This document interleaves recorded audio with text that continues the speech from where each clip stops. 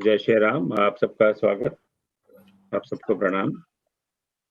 तो सब कुछ भी काम करने के पहले भगवान राम जी को हम हमेशा याद करते हैं, थोड़ा उनको याद कर लेते हैं। लोकाभिरामं रणरंगधीरं राजीवनेत्रं रघुवंशनाथं कारुण्यरूपं करुणाकरं तं श्रीरामचन्द्रं शरणं प्रपद्ये। मनोजवं मारुततुल्यवेगं जितेन्द्रियं बुद्धिमतां वरिष्ठं वातात्मजं वानरयोधमुख्यं श्रीरामदूतं शरणं प्रपद्ये। उमापति महादेव जय श्री राम। तो मित्रों, आप सबका बहुत बहुत स्वागत। जैसे आपको ज्ञात है, आज हम राम काव्य पीयूष पुस्तक के लोकार्पण के लिए मिले हैं। तो मैं आप सबका स्वागत करता हूँ। हमारे बीच आदरणीय श्री अखिलेश मिश्रा जी हैं, जो आज मुख्य अतिथि हैं। आपका बहुत बहुत स्वागत। आपने हमारी विनती स्वीकार की और आप पधारे, और इससे हम धन्य। डॉक्टर बलराम सिंह का स्वागत करता हूँ, जो शायद एक ही व्यक्ति हैं जिन्होंने 151 कविता ऑलरेडी पढ़ चुकी हैं और काफी याद भी कर ली है इन्होंने। मुझे तो याद हुआ है CBI से ये सारी किताबें इन्होंने याद कर ली। तो पुस्तक की समीक्षा करेंगे। बाकी यहाँ जो स्क्रीन पे आप देख रहे हैं मेरे संपादक मंडल के मेरे साथी हैं, डॉक्टर शैलजा सक्सेना जी हैं, डॉक्टर हार्दिक गोयल जी हैं, श्री हरिहर झा जी ऑस्ट्रेलिया से। मैं बता दूं, सब अलग अलग दुनिया के छोर से। शैलजा जी टोरंटो कनाडा में, डॉक्टर हार्दिक गोयल दुबई में, हरिहर जी मेलबर्न ऑस्ट्रेलिया में, और शार्दुला जी सिंगापुर में। शिव प्रकाश अग्रवाल जी ये बड़ौदा में। दो साथी आज जुड़ नहीं पा रहे क्योंकि कुछ पारिवारिक कामों में उलझे हुए हैं। तो शैल जी कहाँ हैं? शैल जी थी ना अभी, चलो वो जुड़ जाएंगी। शैल अग्रवाल वो UK में। तो बहुत बहुत स्वागत। आज के कार्य का संचालन आरती जी करेंगी, क्योंकि मुझे लगता है हम सब में यही सबसे अवस्था में छोटी है। ज्ञान में तो खैर बहुत आगे बढ़ी हुई है, पर क्योंकि हमें लगा कि सबसे छोटे को कुछ काम तो उनको मना नहीं करते, तो इन्होंने बिल्कुल तत्परता से हामी भर दी। तो उनका बहुत छोटा सा परिचय, वैसे परिचय उनका बहुत बड़ा है। इतनी कम उम्र में उन्होंने काफी उपलब्धि प्राप्त की है। अंग्रेजी में MA है, हिंदी में MA, हिंदी में PhD है, ढेर सारे उपन्यास लिख चुकी हैं, अभी लिख रही हैं। कविताओं के संकलन 3-4 कितने हो गए, मैं तो गिन भी नहीं पाया। कई सारी कहानियां पब्लिश हैं, and she is very active. इनसे मेरा परिचय बिल्कुल काफी नया ही नया है, 2-3 महीने 4 महीने होगा, 5 महीने होगा, इससे ज्यादा नहीं है। But I am really very impressed, not bye her achievements पर से। अचीवमेंट्स तो बहुत लोगों की होती हैं, बट हर प्रोफेशनलिज्म, हर काम को बड़ी जिम्मेदारी से लेना और बड़ी ईमानदारी से करना। और तो इन्होंने बड़ा सहयोग दिया है इस राम काव्य पीयूष के संगठन में। तो आज का संचालन आरती जी करेंगी। तो आरती जी को मैं बस, इसके बाद में आरती जी आप संभालिए, मैं बस अपना ताली बजाऊंगा आपके लिए। जय श्री राम। बहुत बहुत आभार आदरणीय ओम सर।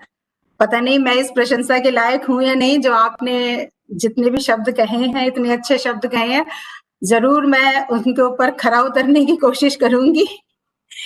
तो राम काव्य पीयूष के लोकार्पण समारोह में उपस्थित सभी सम्माननीय अतिथियों, आयोजक, दर्शकों, श्रोताओं, सबको मेरा प्रेम पूर्ण नमस्कार। कहीं ढली तो होगी शाम सिंदूरी, कहीं खिली तो होगी भोर सुनहरी, कहीं कड़क धूप का पहरा होगा, कहीं गहरा ता अंधेरा होगा, कहीं तो कोई बादल चटका होगा, कहीं घटा चंद्र का मटका होगा, कहीं पवन धूल उड़ाती होगी, कलियां पीयूष बरसाती होंगी। ये पंक्तियां कविता नहीं, वास्तविकता है आज के कार्यक्रम की, जैसा कि ओम सर ने बता दिया है पहले ही, आज विश्व के लगभग सभी टाइम जोन से हम यहाँ एकत्रित हुए, सभी ना भी कह सकूं तो कई कह सकती हूँ। और श्री रामचरित भवन के संस्थापक महोदय डॉक्टर ओम प्रकाश जी ने चुन चुन कर दुनिया के कोने कोने से नायाब मोती पिरोए हैं उस माला में जिसे हम राम काव्य पीयूष के नाम से जानते हैं। इस पुस्तक की रचना और संरचना में उन्होंने दिन रात एक कर दिए हैं। और जैसा कि पूर्व राष्ट्रपति एपीजे अब्दुल कलाम ने भी कहा है कि dreams are not those which come while you sleep, but dreams are those when you don't sleep before fulfilling them. तो सर हमारे बिल्कुल कलाम जी के शब्दों पर खरे उतरते हैं। और आईआईएम अहमदाबाद के पूर्व प्रोफेसर और अब यूनिवर्सिटी ऑफ ह्यूस्टन में 2 दशकों से मैनेजमेंट पढ़ा रहे डॉक्टर ओम प्रकाश जी रामचरितमानस को अपना आदर्श बनाए हुए हैं और यह गुण उन्होंने अपने पिता से विरासत में पाया है। डॉक्टर ओम प्रकाश जी ने 2010 में श्री रामचरित भवन की स्थापना की और समूचे विश्व से 500 से भी अधिक राम भक्तों को एक सूत्र में जोड़ दिया है। हो सकता है सर ये नंबर बढ़ गया हो, मेरे पास पुराना डेटा हो, ऐसा हो सकता है। उन्होंने बाल और युवा पीढ़ी को रामायण से जोड़ने के लिए 2013 में एक मिनी तुलसी रामायण भी निकाली जिसमें 1008 पंक्तियां हैं, 1008 पंक्तियों का संकलन है। और आदरणीय ओम सर का परिचय देना तो सूरज को दिया दिखाने जैसा ही है। और अधिक समय न लेते हुए मैं आदरणीय ओम सर से ही प्रार्थना करूंगी कि वे स्वयं अपने शब्दों में हमें पुस्तक के विषय में जानकारी दें। सर प्रथम सर स्वागत है आपका। बहुत बहुत धन्यवाद आरती जी। आपने कहा मैंने कुछ ज्यादा कह दिया, मैं क्या हूँ, आपने तो बहुत कुछ गलत कह दिया, ज्यादा ही नहीं। तो thank you so much for your kind words. तो राम काव्य पीयूष के बारे में थोड़ा सा इतिहास बता दूं। पुराणों के प्रताप से 6 महीने पहले हम लोग, 6-7 महीने हो गए अब तो सोचा कि चलो ऑनलाइन ही कुछ राम का नाम लेते हैं। तो राम चरित मंथन नाम का एक नाम से हर साल यहाँ पर हम लोग एक सेमिनार किया करते थे ह्यूस्टन में। हमारे जैसे छोटे मोटे घर से कुछ पढ़ के आ जाते थे और 10-15 मिनट अपनी बात कर जाते थे।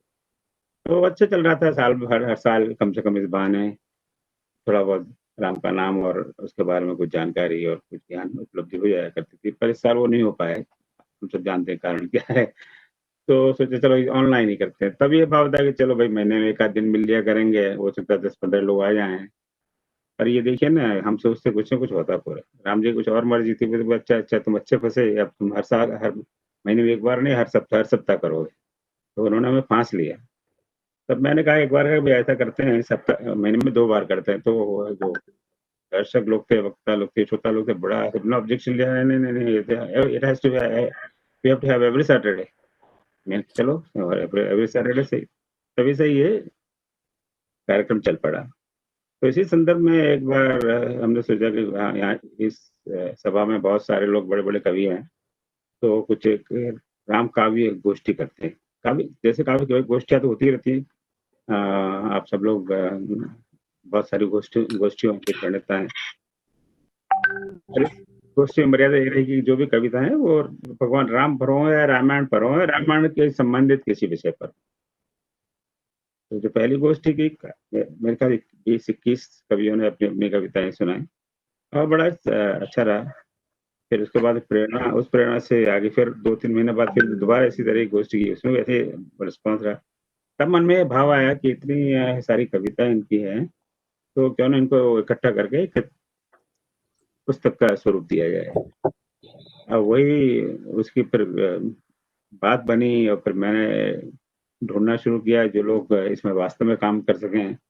और देखिए जो लोग मिले हैं वो आपके सामने यहाँ पे प्रस्तुत हैं और मुझे बड़ी सफलता मिलती चली गई। मेरा बाकी यह है कि जब मैं किसी संपर्क स्थापित करता हूँ तो पता नहीं क्यों मुझे कोई मना नहीं करता। मेरा जीवन का अनुभव है, ऑलमोस्ट 70 साल की मेरी उम्र होने आई, पिछले 30-40 साल में तो कहता हूँ कि it's rare that somebody says no to me. तो मैं बहुत भाग्यशाली हूँ। अब वो जो छोटा सा भाव था कि 2 काव्य गोष्ठी में 40 एक लोग आए तो 40, 30-35 कविताएं हो जाएंगी, छोटा सा काम है। पर उसने तो इतना बड़ा विशाल रूप ले लिया, इतनी सारी कविताएँ और उसको फिर हमने कहा अब इनको सब रिव्यू करते हैं, तो हर कविता को कम से कम 2 संपादकों ने रिव्यू किया। कई बार दोनों में भी मतभेद हुआ तो मुझे ये तीसरे के पास भेजना पड़ा। क्योंकि एकेडमिया में होने के नाते ये आदत तो पड़ी हुई है रिसर्च पेपर वगैरह रिव्यू कराने की, अब उस आदत से मजबूर हैं हम लोग। और जैसे एक संस्कृत में कविता आई थी, अब संस्कृत तो हमारे लिए काला अक्षर भैंस बराबर, तो हमारे संपादक मंडल में भी सबने हाथ खड़े कर दिए, नहीं भाई संस्कृत को हमें नहीं, तो फिर मैं संस्कृत के दो विद्वान ढूंढने पड़े। तो यही सब चलता रहा, पर इवेंचुअली 250 जितनी कविताएं आई और रिव्यू वगैरह के बाद में 151 कविताओं का चयन किया जो आपके सामने है। इन 101 कविताओं में जो लेखक हैं, कवि हैं, वो 13 देशों से में रह रहे हैं। उनके नाम मैं बताऊं आपको, Australia, Canada, Kenya, Bharat of course, Mauritius, Netherland, Saudi Arabia, Singapore, Trinidad, United Kingdom, UAE यानी दुबई, यूक्रेन और यूएसए। और इन कवियों की संख्या है 123। तो 123 कवियों 13 देशों से रचित 151 कविताएं इस संग्रह में है। अब हमें पता नहीं है, जब ये स्टैटिस्टिक्स मैंने पहली बार संपादक मंडल से शेयर किया था, तो शायद आरती जी आपने कहा था may be we should explore the Guinness book of record. तो अभी आप पर ही आप एक्सप्लोर करिए, मुझे तो इस तरह का ज्ञान है नहीं कि क्या चीजें गिनीज बुक ऊपर कैसे ढूंढते हैं। But it may be a unique, in many ways, it may be a unique thing. 123 poets contributing to just one book. बड़े मेगा प्रोजेक्ट्स में हो सकता है, पर इस तरह का ये कोई मेगा प्रोजेक्ट तो है नहीं। 2-3 महीने का प्रोजेक्ट, उसमें 123 कवियों की रचनाएं हो, तो अपने आप में मेरे ख्याल से बहुत बड़ी बात। इन 151 कविताओं में 53 कविताएं जो उन कवियों की लिखी हुई हैं जो भारत के बाहर रहते हैं, तो इसका मतलब करीब 35%। तो ये बात तो सिद्ध होती है कि राम और रामायण भारत के नहीं, परंतु एक विश्व में अभी भी फैली हुई कथा वस्तु है। राम का नाम विश्व में भी हर कोने में लिया जाता है, और रामायण का प्रचार हर कोने में भी है। हमने तो इसमें भाषा का भी की मर्यादा नहीं रखी कि आप किसी भी भाषा में कविता भेज सकते हैं। तो इसमें हमें बहुत विशेष ज़्यादा सफलता नहीं मिली, सिर्फ 2 कविताएं अंग्रेजी में और एक बांग्ला में। एक जैसे मैंने बताया संस्कृत में थी, पर वो किसी कारणवश हम उसको प्रकाशित नहीं कर पा रहे। तो इसमें से 2 कविताएं हमारे 2 मुस्लिम मित्रों ने लिखी हैं, एक तो सऊदी अरेबिया में, एक भारत में। तो राम और राम कथा मेरा व्यक्तिगत विचार है, कोई किसी धर्म से के एक संकुचित मर्यादा में नहीं है, ये विश्वव्यापी हैं, हर धर्म के हैं, हर समाज के हैं, हर व्यक्तित्व के हैं। तो इससे ज्यादा मैं अब क्या कहूँ, अब थोड़ी देर में इसका विमोचन होगा और अंत में this will be publicly available, PDF file तैयार है। आप सब आराम से उसको डाउनलोड करिए, देखिए, पढ़िए, आनंद लीजिए। उसके बाद में उसका बहुत से कवियों का एक सुझाव है कि इसको एक छापा भी जाए, तो उस बारे में मैं अंत में बात करूँगा। तो इस संक्षेप में ये राम कवि पीयूष में हुआ अब तक आपके सामने है, जो भी है खोटा है खरा है आपके सामने प्रस्तुत थोड़ी देर में होगा। तो जय श्री राम, बहुत बहुत धन्यवाद। बहुत बहुत आभार सर, पुस्तक की इतनी सारी खूबियों से, इतनी रोचक जानकारियों से आपने हमारा परिचय कराया, उसके लिए बहुत बहुत धन्यवाद। इस पुस्तक के द्वारा प्रभु राम के आदर्शों को पुनर्स्थापित करने की एक छोटी सी कोशिश है, एक छोटा सा प्रयास तो है ही, साथ ही प्रवासी राम और राम भक्तों की पीड़ा को समझने की चेष्टा भी है। और इसी के बारे में कनाडा में बसी भारतीय विदुषी डॉक्टर शैलजा सक्सेना उस व्यथा को इस प्रकार व्यक्त करती हैं कि लौट कहाँ पाए हैं राम। क्षमा चाहूंगी दीदी, आपकी कविता मैं एक छोटी सी आपकी कविता की 2 लाइनें पढ़ना चाहती हूँ। लौट कहाँ पाए हैं राम, उस जानी पहचानी अयोध्या में, यात्रा चाहे भीतर की हो या बाहर की, बहुत कुछ बदल देती है। आदरणीय डॉक्टर शैलजा जी कवयित्री, समीक्षक, निबंधकार, नाट्य निर्देशक तथा अभिनेत्री भी हैं। हिंदी राइटर्स गिल्ड की संस्थापक व निदेशिका हैं और राम काव्य पीयूष के संपादक मंडल की स्नेहिल सदस्य हैं। ऐसे महान व्यक्तित्व की स्वामिनी डॉक्टर शैलजा सक्सेना जी से मैं निवेदन करूंगी कि वे आज के कार्यक्रम के मुख्य अतिथि से हमारा परिचय कराएं और पुस्तक के विमोचन का कार्यभार संभालें। आइए दीदी, स्वागत है। बहुत बहुत धन्यवाद आरती जी, और बहुत बहुत धन्यवाद ओम जी कि ये महत् काम आपने मुझे सौंपा कि आज हमारे बीच जो हमारे मुख्य अतिथि हैं श्री अखिलेश मिश्र जी, बेहद ज्ञानी विद्वान व्यक्ति, उनका साथ हमारे यहाँ पर उपस्थित होना उनका हम सबके लिए बहुत ही गौरव की बात है। उनका परिचय कराने और विमोचन के कार्य के लिए आपने मुझे यहाँ बुलाया। मैं यही कह सकती हूँ कि आज धन्य मैं धन्य अति, यद्यपि सब विधिहीन, निज जन जाने राम मोहि, संत समागम दीन। ये पूरा संत समाज यहाँ पर उपस्थित है। और सबसे पहले मैं परिचय कराना चाहती हूँ हमारे आदरणीय, बेहद बेहद आदरणीय और बहुत लोकप्रिय, टोरंटो में अखिलेश मिश्र जी को गए हुए लगभग 4-5 साल हो गए हैं, लेकिन सभी लोग उनको बहुत आदर, स्नेह, प्यार, श्रद्धा से याद करते हैं।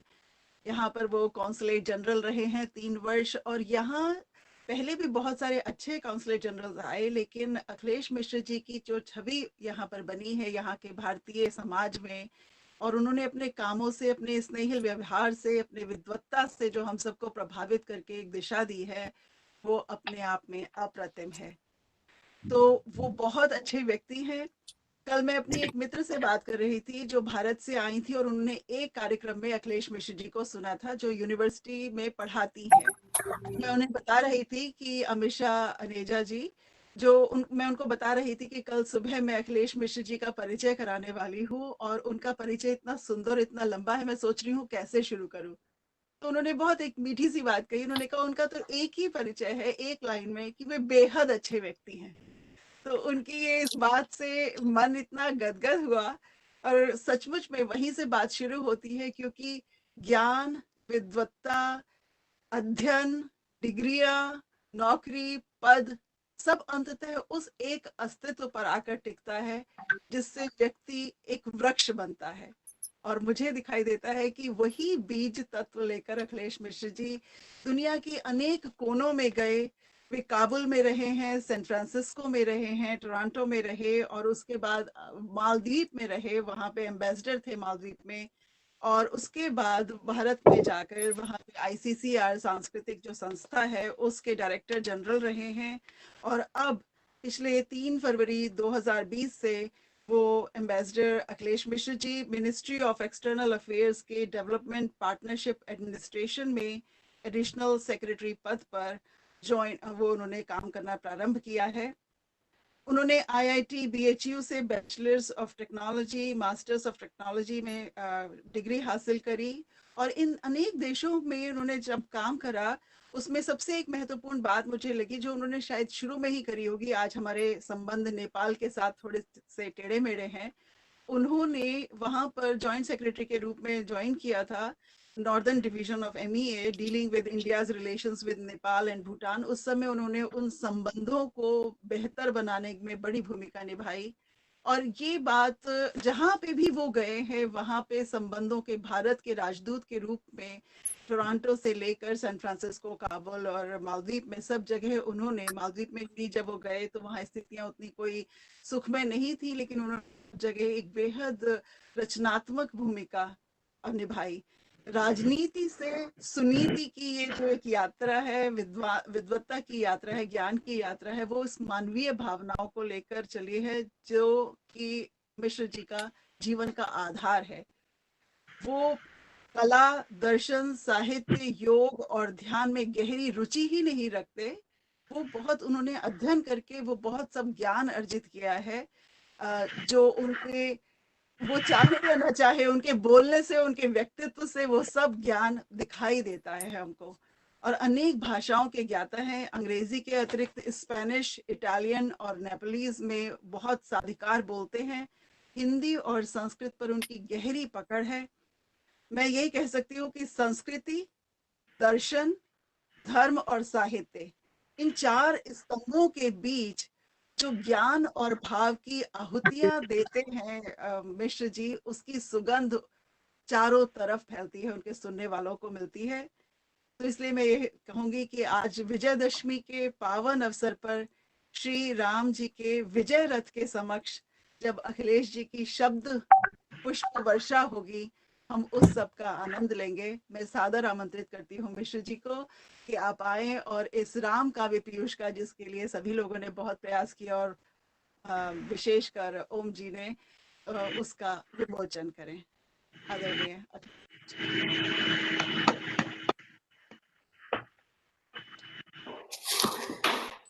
बहुत बहुत धन्यवाद शैलजा जी, आपके इतने स्नेहपूर्ण परिचय के लिए। मुझे ये इस राम काव्य पीयूष के लोकार्पण करते हुए मुझे अत्यंत सुखद सुख का अनुभूति हो रही है, और मुझे ये सौभाग्य है कि मैं इस कार्यक्रम में भाग ले रहा हूँ, और डॉक्टर ओम जी को मैं धन्यवाद देता हूँ। लेकिन इसके प्रस्तुति का जो सही अधिकार है वो डॉक्टर ओम जी को ही है, तो मैं उनसे ही आग्रह करता हूं कि आप लोगों के समक्ष उसको इस राम काव्य पीयूष की प्रस्तुति वे स्वयं करें। Shiv, can you open that PDF?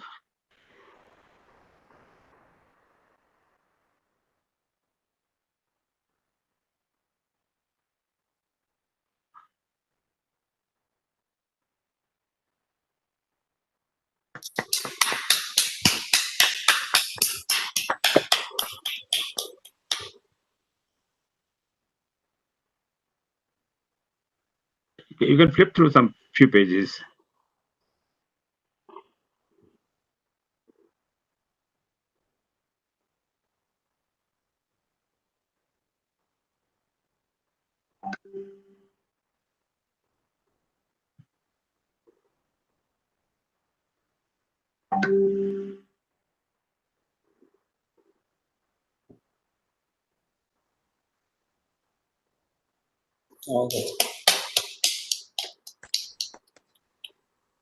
Thank you.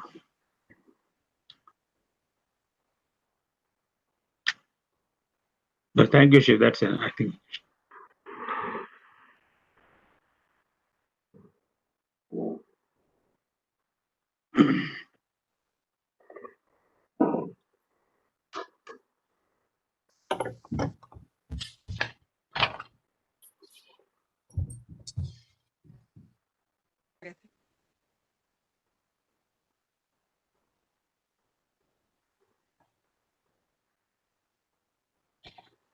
अब मैं मिश्र जी से सादर निवेदन करूंगी कि वे हम लोगों को कुछ संबोधित करें, कुछ कहें हम लोगों से। हम सब आपकी शब्द पुष्प वर्षा का आनंद लें।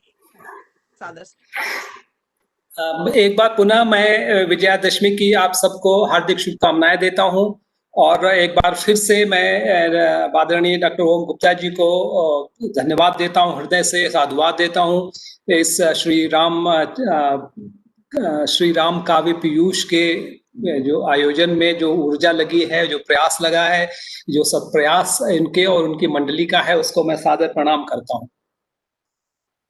संस्कृत में एक श्लोक है, सर्वम मयि प्रोतम सूत्रे मणिगणा इव, कि जो जिस तरीके से पूरे विश्व भर में अनेक देशों के जो राम के जो भक्त हैं उनको आपने एक सूत्र में बांधा है, ये प्रयास अद्वितीय मैं समझता हूँ कि मेरी दृष्टि में ये एक अद्भुत प्रयास है। और चूंकि मैं कवि नहीं हूं, लेकिन करीब 40 वर्षों से मैं कोशिश कर रहा हूं कि मैं कविता करूं, तो लेकिन जब मैं सोचता हूं कि इसमें जो 123 कवियों ने जिन्होंने योगदान दिया है, जब वो राम के नाम पर कविता लिखने बैठे होंगे तो उनके मन की स्थिति क्या रही होगी, ये सोच के मुझे रोमांच हो आता है। क्योंकि लोका नाम नो लौकिक मानैरधिगम्यम भक्ति श्रद्धा भाव समेतैर्भजनीयम स्वयं प्रकाशमानस्य कुतो नीराजनम विभोः वेद वाक्यैः अवेद्यस्य कुतः स्तोत्रम विधीयते। कि जो आदि और अंत से परे है, जिसका कि कोई लौकिक परिमाण नहीं है, जिसे लौकिक साधनों से नापा नहीं जा सकता है, तो उसके बारे में हम क्या लिखें? जो स्वयं प्रकाशमान है उसकी हम आरती क्या करें? जो जिसकी वेद वाक्य भी पूरी तरह से वर्णन नहीं कर सकते हैं, हम उसके स्तोत्र में क्या लिखें? तो जो अनादिकाल से ये दुविधा सबके मन में रहती है कि हम राम के विषय में लिखें तो क्या लिखें। और ये इस चुनौती के बावजूद भी सभी उनकी महिमा में जो आकर्षण है उससे कोई भी अछूता नहीं रह पाता है। और युगों युगों से ये प्रयास होता रहा है कि सब अपनी अपनी सीमित बुद्धि से, विवेक से, अपनी रुचि के अनुसार, अपनी क्षमता के अनुसार राम नाम के चरित्र का वर्णन करना अवश्य चाहते हैं। और ये जो दुविधा रही है मन में, ये सबके सामने रही है, चाहे वाल्मीकि हो, चाहे भास हो, चाहे कालिदास हो, भवभूति हो, केशव हो, तुलसी हो, मैथिली शरणगुप्त हो, निराला हो या अमीश त्रिपाठी हो, सबके सब उसी दुविधा से या उसी प्रेरणा से गुजरे हैं और प्रभावित रहे हैं। अतीतः पंथानम तव च महिमा वांग मनसयो रतद्व्यावृत्या चकितमपि धत्ते श्रुतिमपि स कस्य स्तोत्रव्यः कति विधि गुणः कस्य विषयः पदे त्वर्वाचीने पतति न मनः कस्य न वचः। कि यहाँ पर हमारी वाणी के, हमारे मन की पहुंच नहीं है, और जहाँ जो श्रुति है, जो वेद हैं, वे भी चर्चा नहीं कर पाते हैं और आश्चर्यचकित हो जाते हैं, थक जाते हैं। फिर भी हर किसी का मन इस बात के लिए कौतूहल में रहता है कि उस गुण के लिए किसका मन है जो कि नहीं फंसता है, किसकी वाणी है जो उस राम की कथा के लिए कुछ कहने के लिए आतुर नहीं हो जाती है। जैसे पक्षीगण हैं, वो हर जानते हैं कि आकाश को नाप नहीं सकते हैं, लेकिन रोज सुबह उठ के उड़ते हैं। पक्षियां हैं, मुझे मालूम है कि समुद्र को नाप नहीं सकती हैं, पार नहीं कर सकती हैं, लेकिन वो रोज हमेशा समुद्र में चलती रहती हैं। और मैं समझता हूँ कि महाकवि कालिदास ने जब रघुवंश की रचना शुरू की थी, तब उनके मन में जो विचार आए थे वे आप सब लोगों को के लिए अत्यंत उपयुक्त है। क्व सूर्य प्रभवो वंशः क्व चाल्प विषयामति, कहाँ सूर्य से उपजा हुआ ये महान वंश और कहाँ विषयों, छोटी क्षुद्र विषयों में लिप्त मेरी मति। तितीर्षुर दुष्करम मोहात उडुपे नास्मि सागरम, कि मैं इतने महान सागर को पार करना चाहता हूँ, बहुत छोटे से उडुप, बहुत छोटी सी नौका में सवार होकर के मैं उस महासागर को पार करना चाहता हूँ। लेकिन उन्होंने ये भी कहा कि एक दूसरा पक्ष ये है कि अथवा कृत वाग द्वारे वंशेस्मिन पूर्व सूर्य भी मणो वज्र समुत्कीर्णे सूत्र से इवास्ति में गति ही, कि जैसे बहुत कठिन, बहुत वज्र के जैसा कठोर हीरा है, अगर उसमें भी अगर छेद कर दिया गया है तो उसमें एक जो नम्र जो सूत्र है वो भी धागा उसमें से पार निकल जाता है। तो कालिदास ने कहा कि इस राम के वंश की कथा के बारे में लोगों ने, महारथियों ने इतने काम किए हैं कि ये रास्ता इतना आसान हो गया है कि एक हीरे में एक सूत धागे के तरीके से मैं भी प्रवेश कर सकता हूँ। तो जिस तरीके का अभियान आप सब लोगों ने किया है, वो सबसे मैं बहुत प्रभावित हूँ और मैं धन्यवाद देना चाहता हूँ। और अब मैं इस बात से भी आह्लादित हूँ कि इस संकलन में जितनी भी कविताएं हैं सब इतनी उच्च स्तर की हैं और सब में जो भक्ति का रस है वो इतना प्रवाहित हो रहा है कि ये हम सबके लिए बहुत ही ऊर्जा का और सुख का विषय है। नाना रूप विधाता त्वं भक्तानां ध्यान हेतवे येषु रूपेषु यत् प्रीति तत्तत् रूपम बिभर्ष, कि जितने भी रूप हैं वो सब आपके हैं, आप केवल भक्तों के ध्यान में सुविधा हो उसके हिसाब से आप विभिन्न रूप धारण कर लेते हैं, और जिस भक्त की जिस रूप में रुचि होती है आप वही रूप उसके लिए धारण कर लेते हैं। तो इस संकलन में भी राम के चरित्र को और रामायण की कथा को अनेक दृष्टियों से देखा गया है और सब ने अपनी अपनी प्रवृत्ति के हिसाब से कुछ नया परिदृश्य उसमें समाविष्ट किया है।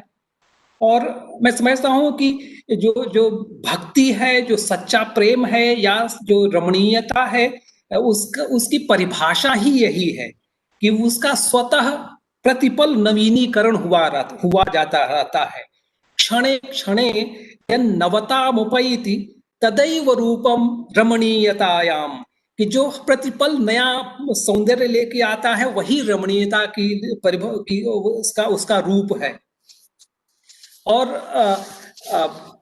जो नयापन का अनुभव है वो कई तरीके से होता है। और एक तो वो है जिसका कि शैलजा सक्सेना जी ने वर्णन किया अपनी कविता में, कहाँ लौट पाए हैं राम।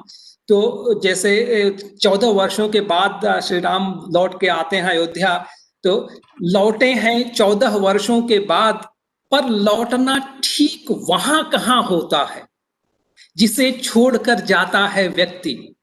समय की कूची यथार्थ के नए चित्र बनाती है और स्मृति नए पुराने के बीच अटक अटक जाती है। सचमुच बचपन से लेकर के अब तक जब भी, जितनी बार भी मैंने वाल्मीकि को, तुलसी को, केशव को, गुप्त को, हरिऔध को और उनकी राम विषयक रचनाओं को पढ़ता हूं, समय के साथ हर बार कुछ नया अर्थ, कुछ नया स्वाद, कुछ नया रस, कुछ नई प्रेरणा पाता हूं। और उन्हीं पंक्तियों में कुछ नया रस, कोई नया अमृत मिलता है। लेकिन मैं इस पीयूष की चर्चा करते हुए मैं कालांतर जन्य जो नयापन है उसकी बात नहीं कर रहा हूं। मैं सचमुच बहुत प्रभावित रहा हूं कि इस संकलन में कवियों ने जो विषय वस्तु की और अभिव्यक्ति की शैली में जो अद्भुत, मैं समझता हूं कि आशातीत विविधता प्रस्तुत की है, वो अत्यंत प्रभावकारी है।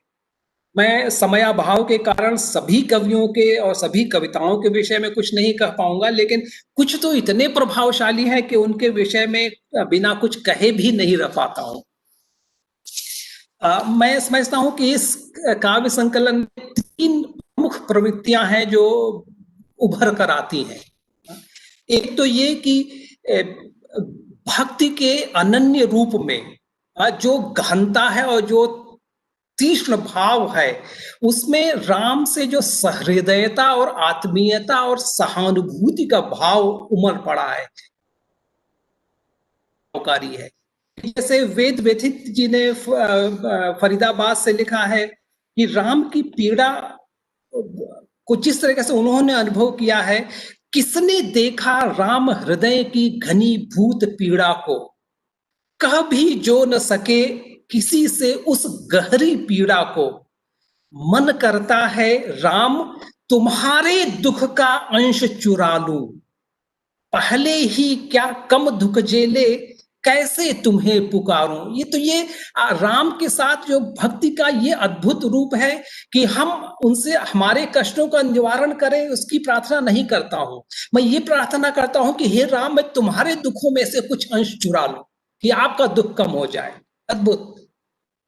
ऐसे ही मधु चतुर्वेदी जी ने लखनऊ से कवियत्री हैं, उन्होंने लिखा है कि राम तुम्हें हम नर मानेंगे, राम तुम्हें हम नर मानेंगे, भगवान यदि तुम्हें मान लिया अपने से दूर बिठा देंगे, माला फूलों के ढेर तरे तुम बस ईश्वर रह जाओगे, भगवान बनाना सस्ता सौदा है। क्या प्रश्न किया अपने से कभी, वे नर बन धरती पर क्यों आए थे, भगवान बने सब कर सकते थे, दुष्कर जीवन फिर क्यों धारा था। ऐसे ही प्रतिभा पुरोहित जी ने लिखा है अकेला राम, बहुत ही मार्मिक है। आज केवल राम, अकेला राम लड़ रहा है, खड़ा है मैदान में हजारों मुख वाले रावण के साथ, अत्याचारों पापों के मुंह उठाए रावण के चेहरे नजर आ रहे हैं। भ्रष्टाचार हिंसा के अस्त्रों से लैस, जब कटता है कोई एक सिर तो उसकी जगह दूसरा सिर नागफनी के कांटे सा उग आता है। कोई न कोई विभीषण जरूर पैदा होगा जो भेद जानता होगा। उस प्रमादी रावण के अंत का रहस्य राम को बता देगा, राम को अवश्य बता देगा।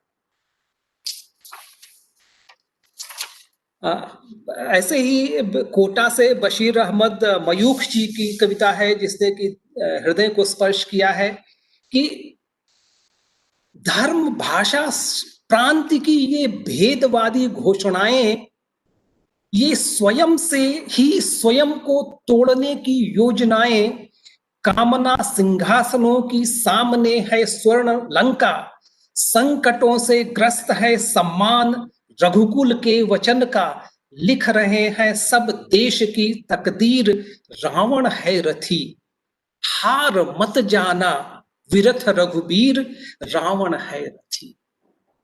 राम सेना के पगों जंजीर रावण है रथी, हार मत जाना विरथ रघुबीर रावण है रथी। राम के प्रति कितनी सद्भावना, कितनी आत्मीयता है कि ये जो लेवल प्लेइंग फील्ड का जो अभाव है वो हमारे मित्र राम बशीर अहमद मयूख जी को किस तरह से साल रहा है।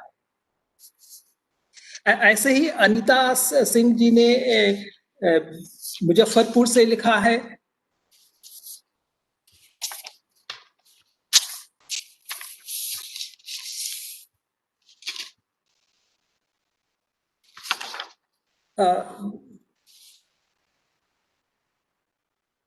कि जैसे हम उर्मिला के बारे में तो सोचते हैं लेकिन लक्ष्मण के मन की क्या त्रासदी थी वो किसी नहीं, उसके बारे में मैं शायद पहली बार कविता पढ़ रहा हूं कि वो कहती है कि लक्ष्मण कहते हैं कि तेरी याद आती उर्मिले। तो लक्ष्मण के साथ उस तरह का आत्मीय भाव मैं पहली बार पढ़ रहा हूं। ऐसे ही दूसरा जो मुझे चित्रण दिखता है उसने बहुत प्रभावित किया कि स्त्री पात्रों का जो चित्रण है, उनकी मनस्थिति का वर्णन है वो अद्भुत तरीके से किया गया है कि जैसे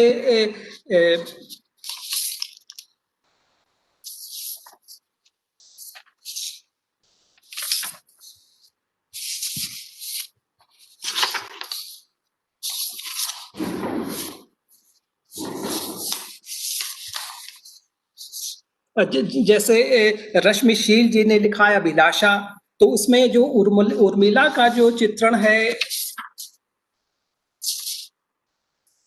कि कोई एक बार कह देता जो त्याग तुमने किया है उसका क्या अर्थ है। क्या लक्ष्मण को तो भक्ति का मिला और सबको अपनी अपनी प्रशंसा मिली, लेकिन उर्मिला से कभी किसी ने नहीं कहा कि तुमने जो त्याग किया है उसका महत्व क्या है। ऐसे ही स्वरांगी सोन जी ने पुणे में लिखा है उसके बारे में, अहिल्या के बारे में। वो भी अत्यंत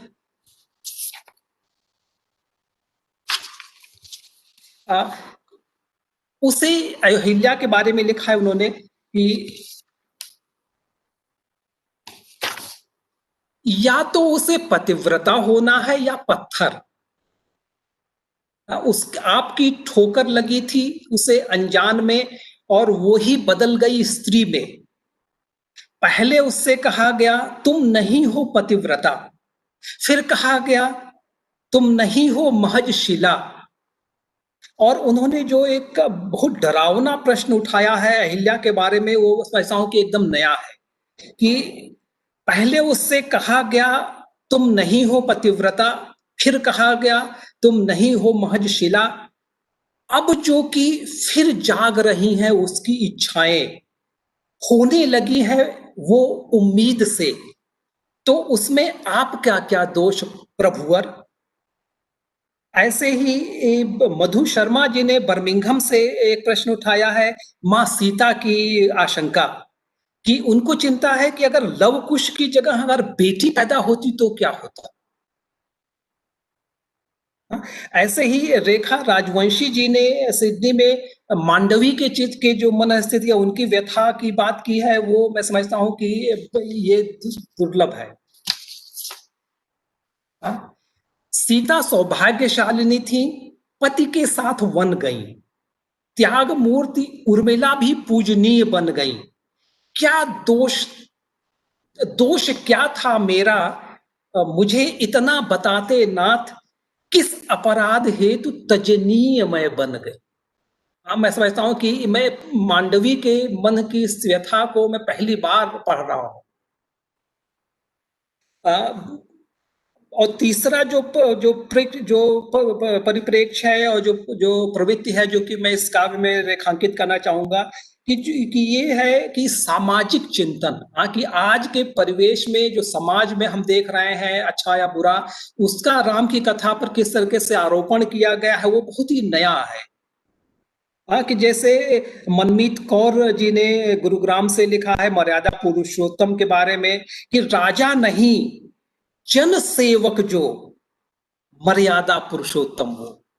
तो मैं समझता हूं कि आज हम प्रधानमंत्री और प्रधान सेवक के विषय में जो पढ़ते हैं, वो आई थिंक उसी का कुछ प्रभाव है, कि राजा नहीं जन सेवक जो मर्यादा पुरुषोत्तम हो।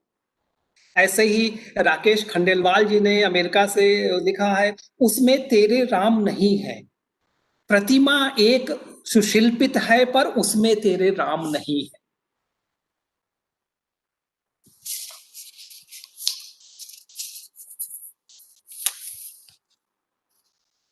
ऐसे ही अनिल शर्मा जी ने सोने के मृग के ऊपर जो लिखा है, वो भी बहुत ही मार्मिक है, कि सोने का मृग सबको हरा सकता है। कि जब सीता ने सोने के मृग की बात की तो राम उसके पीछे भागने लगे। ऐसे ही सीता ने सोने के मृग की लालसा की, लेकिन जब उनको अशोक वाटिका में बंदी बना के रख दिया, तब उनको सोने का मृग नहीं चाहिए, उनको खाली राम चाहिए। तो जो सोने का मृग का जिस तरीके से अनिल शर्मा जी जोशी जी ने जिस तरह से उपयोग किया है, वो बहुत ही मार्मिक है और बहुत प्रेरणादायक भी है। सोने का मृग सबको हरा सकता है, सोने के मृग के बिना भी जीवन सुखी था उनका जीवन, आपको क्या चाहिए। तो जो हम वही बहुत बार सोने के मृग के पीछे भागते हैं, उसके बारे में जो हमें चेतावनी दी गई है, वो हमारे लिए बहुत उपयोगी है।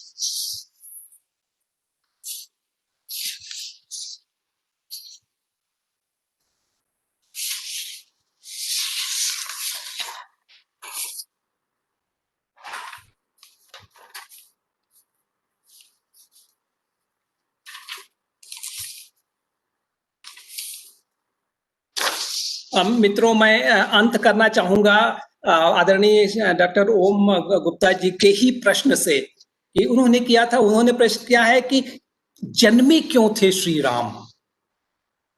इन छोटे मोटे दैत्यों का एक संकेत से कर सकते थे संहार, इस क्षुद्र काम के लिए भला मानव जन्म लेना पड़ा क्यों।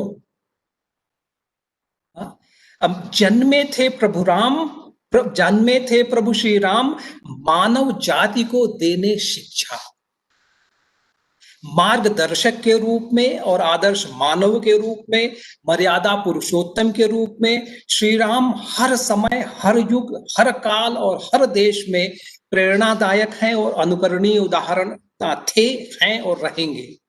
परमार्थ चाहने वालों के लिए उनकी शरण में जाने के अतिरिक्त कोई अन्य उपाय नहीं है।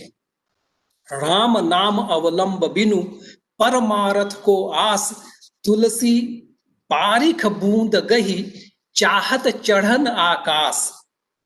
कि जैसे हम पानी की बूंद पकड़ करके आसमान को छूना चाहे, वैसे ही बिना राम के आधार के बिना हम अगर परमार्थ की बात करते हैं तो वो व्यर्थ है। और शिव जी ने पार्वती जी से राम के विषय में कहा था स्कंद पुराण में, द्वेक्षरो मंत्र राजोयम सर्व कार्य करो भुवि देवापि प्रगायन्ति राम नाम गुणाकरम। ये 2 अक्षरों का जो जो मंत्र है वो सभी मंत्रों का राजा है, जिसका गुणगायन सभी देवता गण भी करते रहते हैं। मैं विजयादशमी के शुभ अवसर पर यही प्रार्थना करता हूं कि वही राम जो सारे मंत्रों का राजा है, आप लोगों के सभी कार्य सिद्ध करे, आपका जीवन मंगलमय करे और राम काव्य पीयूष का की प्रेरणा हम सबको हमको सत्पथ पर अग्रसित करते रहे। बहुत बहुत धन्यवाद। बहुत बहुत बहुत धन्यवाद मिश्र जी, आपने बहुत सुंदर सब समझाया और श्री राम की अनंत महिमा अनंत मुखों से गाई जा रही है और अनंत युगों तक जाएगी, लेकिन वो कभी पूरी नहीं हो पाएगी। ये इतनी अद्भुत बात है। मैं सोचती कि भारत से लेकर के सूरीनाम, गयाना, सब जगह ही यहाँ पे इस प्रकार से हम देखते हैं कि राम नाम ने किस तरीके से सांस्कृतिक चेतना के माध्यम से हजारों सालों से भारत को बांधा हुआ है। और आपने इतने सुंदर श्लोकों का उदाहरण देते हुए अपने मन की बात भी की, और साथ ही ये बहुत बड़ी बात है कि इतनी किताब में से इतने सारे लेखकों को आपने पढ़कर उन्हें उसका उदाहरण दे करके ये काम किया। ये कहते हैं कि किसी को बुलाते हैं बातचीत करने के लिए तो थोड़ा बहुत जो भी बोलते हैं, लेकिन आपने तो पूरी किताब का मंथन जो अद्भुत था, आपने सच में सब पढ़ा। मुझे बस यही लगता है, आपको जब भी सुनती हो देखती हो तो ये कि राजनीति जब सुनीति पे चलने लग जाए तो आप जैसे महापुरुष आते हैं हमारे बीच, और ये हमारा सौभाग्य था कि आज हमारे साथ आप हैं और आपका स्नेह और आशीर्वाद पुस्तक को मिला, हम सभी को मिला। बहुत बहुत धन्यवाद। मैं आरती जी को वापस मंच देती हूँ और आशा करती हूँ मिश्र जी कि आगे भी हमको कभी ना कभी आपको ऐसे सुनने का मौका मिलता रहेगा। धन्यवाद आरती, आप मंच आपके हाथ। धन्यवाद शैलजा दीदी, और बहुत बहुत धन्यवाद हमारे माननीय मुख्य अतिथि महोदय श्री अखिलेश मिश्र जी का। और उन्होंने बहुत ही अच्छी बात कही, सारी ही बातें बहुत अच्छी थी। जैसे ही उन्होंने शुरू किया और उन्होंने कहा कि कवियों ने किस भाव से लिखा होगा, और बिल्कुल सही आपने कहा सर। हम सब लोगों ने ही हमारी जितनी भी अल्प बुद्धि, मैं कहूंगी कि जितनी भी छोटी मोटी बुद्धि है, अपनी क्षमता रुचि के हिसाब से और अपनी बुद्धि के हिसाब से सबने ही लिखने की कोशिश की है। और इसी बल्कि जो बात सर ने कही है उसी तरह एक कविता भी है संकलन में कि जितनी है बुद्धि उतना बखान कर रहा हूँ। तो कविता का शीर्षक ही यही है। तो सर ने पूरी कविता का सार निचोड़ दिया। बहुत बहुत आभार आपका सर। आपने इस कार्यक्रम में आकर हमारी गरिमा बढ़ाई और हमारे इस प्रयास की प्रशंसा करके हमारा उत्साहवर्धन किया। हम सब आपके आभारी हैं सर। आपने अपनी उपस्थिति से हमें गौरवान्वित किया है। बहुत बहुत आभार सर। और मैं ये कहना चाहूंगी कि हम संपादक मंडल के सदस्य तो पुस्तक की अनुशंसा में कसीदे काढ़ेंगे ही, क्योंकि हम जो काम करेंगे उसकी हम बढ़ चढ़ के तारीफ करेंगे ही, लेकिन वास्तविकता वह है जो कि समीक्षकों की राय होती है। तो अब वक्त हो चला है पुस्तक की समीक्षा का। तो मैं जो नाम ले रही हूँ वो एक बहुत बड़ा नाम है और मुझे सोचना पड़ रहा है। तो डॉक्टर बलराम सिंह जी, मैं डॉक्टर बलराम सिंह जी का नाम ले रही हूँ, हमारे माननीय समीक्षक। वे एक नाम नहीं है, वे स्वयं में एक विश्वविद्यालय हैं। मैंने जब उनका परिचय पढ़ा तो मुझे समझ नहीं आया कि मैं सर का परिचय कहाँ से शुरू करूंगी और कहाँ खत्म करूंगी, और कैसे मैं एक अदना सी महिला और कैसे मैं इतना बड़ा परिचय पढ़ूंगी। तो मुझे ऐसा ही लगा कि सर के बारे में सिर्फ हम जान लेते हैं तो ही बहुत कुछ मतलब इतना कुछ पता लगता है कि एक जीवन में कोई व्यक्ति इतना कुछ कर सकता है। तो डॉक्टर सिंह पिछले 4 दशकों से दुनिया की अनेक नामी यूनिवर्सिटीज में प्रोफेसर रहे हैं, और उन सबका नाम लेना तो मेरे लिए संभव नहीं होगा। संभवतः हो सकता है कि मैं उच्चारण में ही कोई दोष कर जाऊं, कोई त्रुटि मुझसे हो जाए। तो वर्तमान में way the institute of advance sciences के प्रेसिडेंट हैं। और डॉक्टर सिंह बोटोलिनम, मैं शायद सही प्रोनाउंस करी, मेरा साइंस से बिल्कुल वास्ता नहीं है, और यहाँ पर शैलजा दीदी हैं जो इंजीनियर हैं। तो बोटोलिनम रिसर्च सेंटर तथा सेंटर ऑफ इंडिक स्टडीज के फाउंडिंग डायरेक्टर हैं। वे जवाहरलाल नेहरू यूनिवर्सिटी के school of Sanskrit and Indic के भी एडजंक्ट प्रोफेसर हैं। वे 4 जर्नल्स के एडिटर हैं। बहुत हैरानी होती है मुझे पढ़ के कि एक जीवन में क्या ये सब संभव है।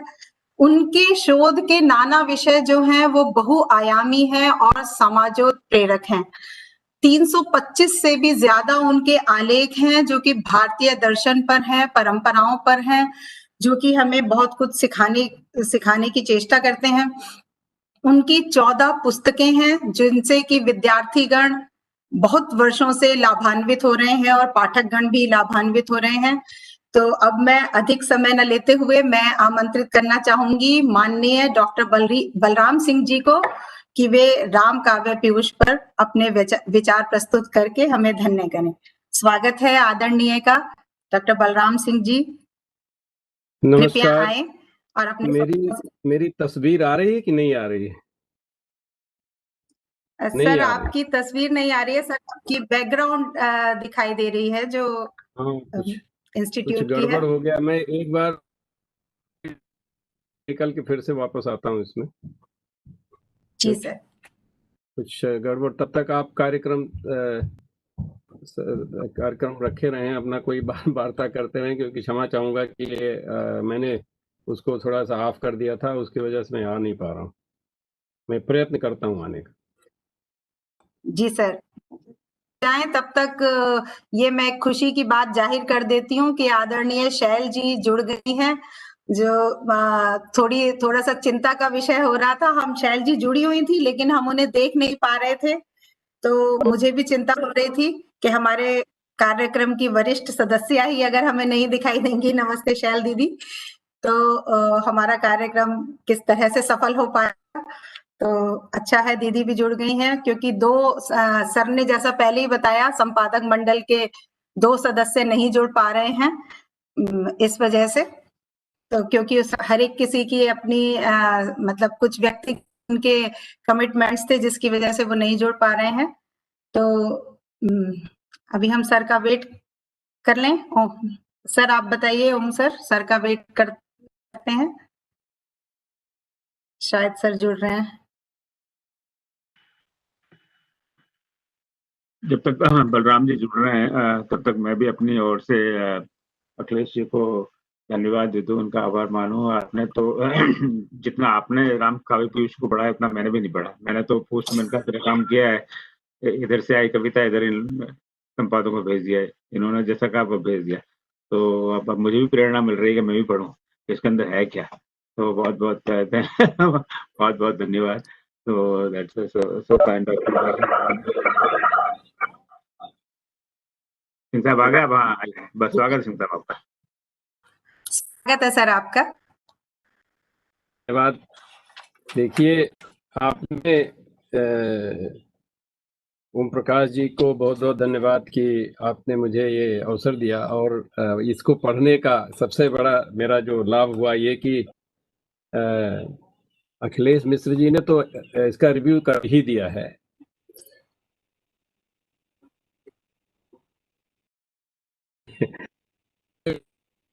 करना अब तो जो मन में जो कभी की एक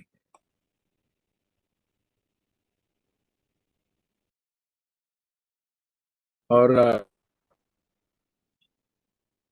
जो आपका ये स्टैटिस्टिक्स ओम प्रकाश जी ने बहुत ही अच्छा कि हाँ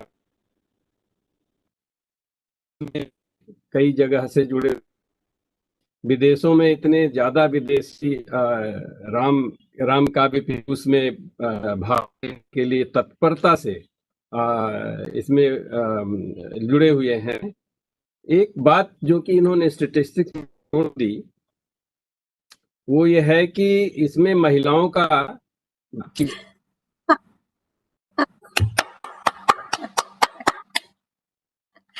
तो ऐसा लोग कहते हैं जिस तरफ नारी झुकती है झुकता है संसार, जिस तरफ नारी झुकती है झुकता है संसार, नारी शक्ति अविस्मित अद्वितीय अभिसार।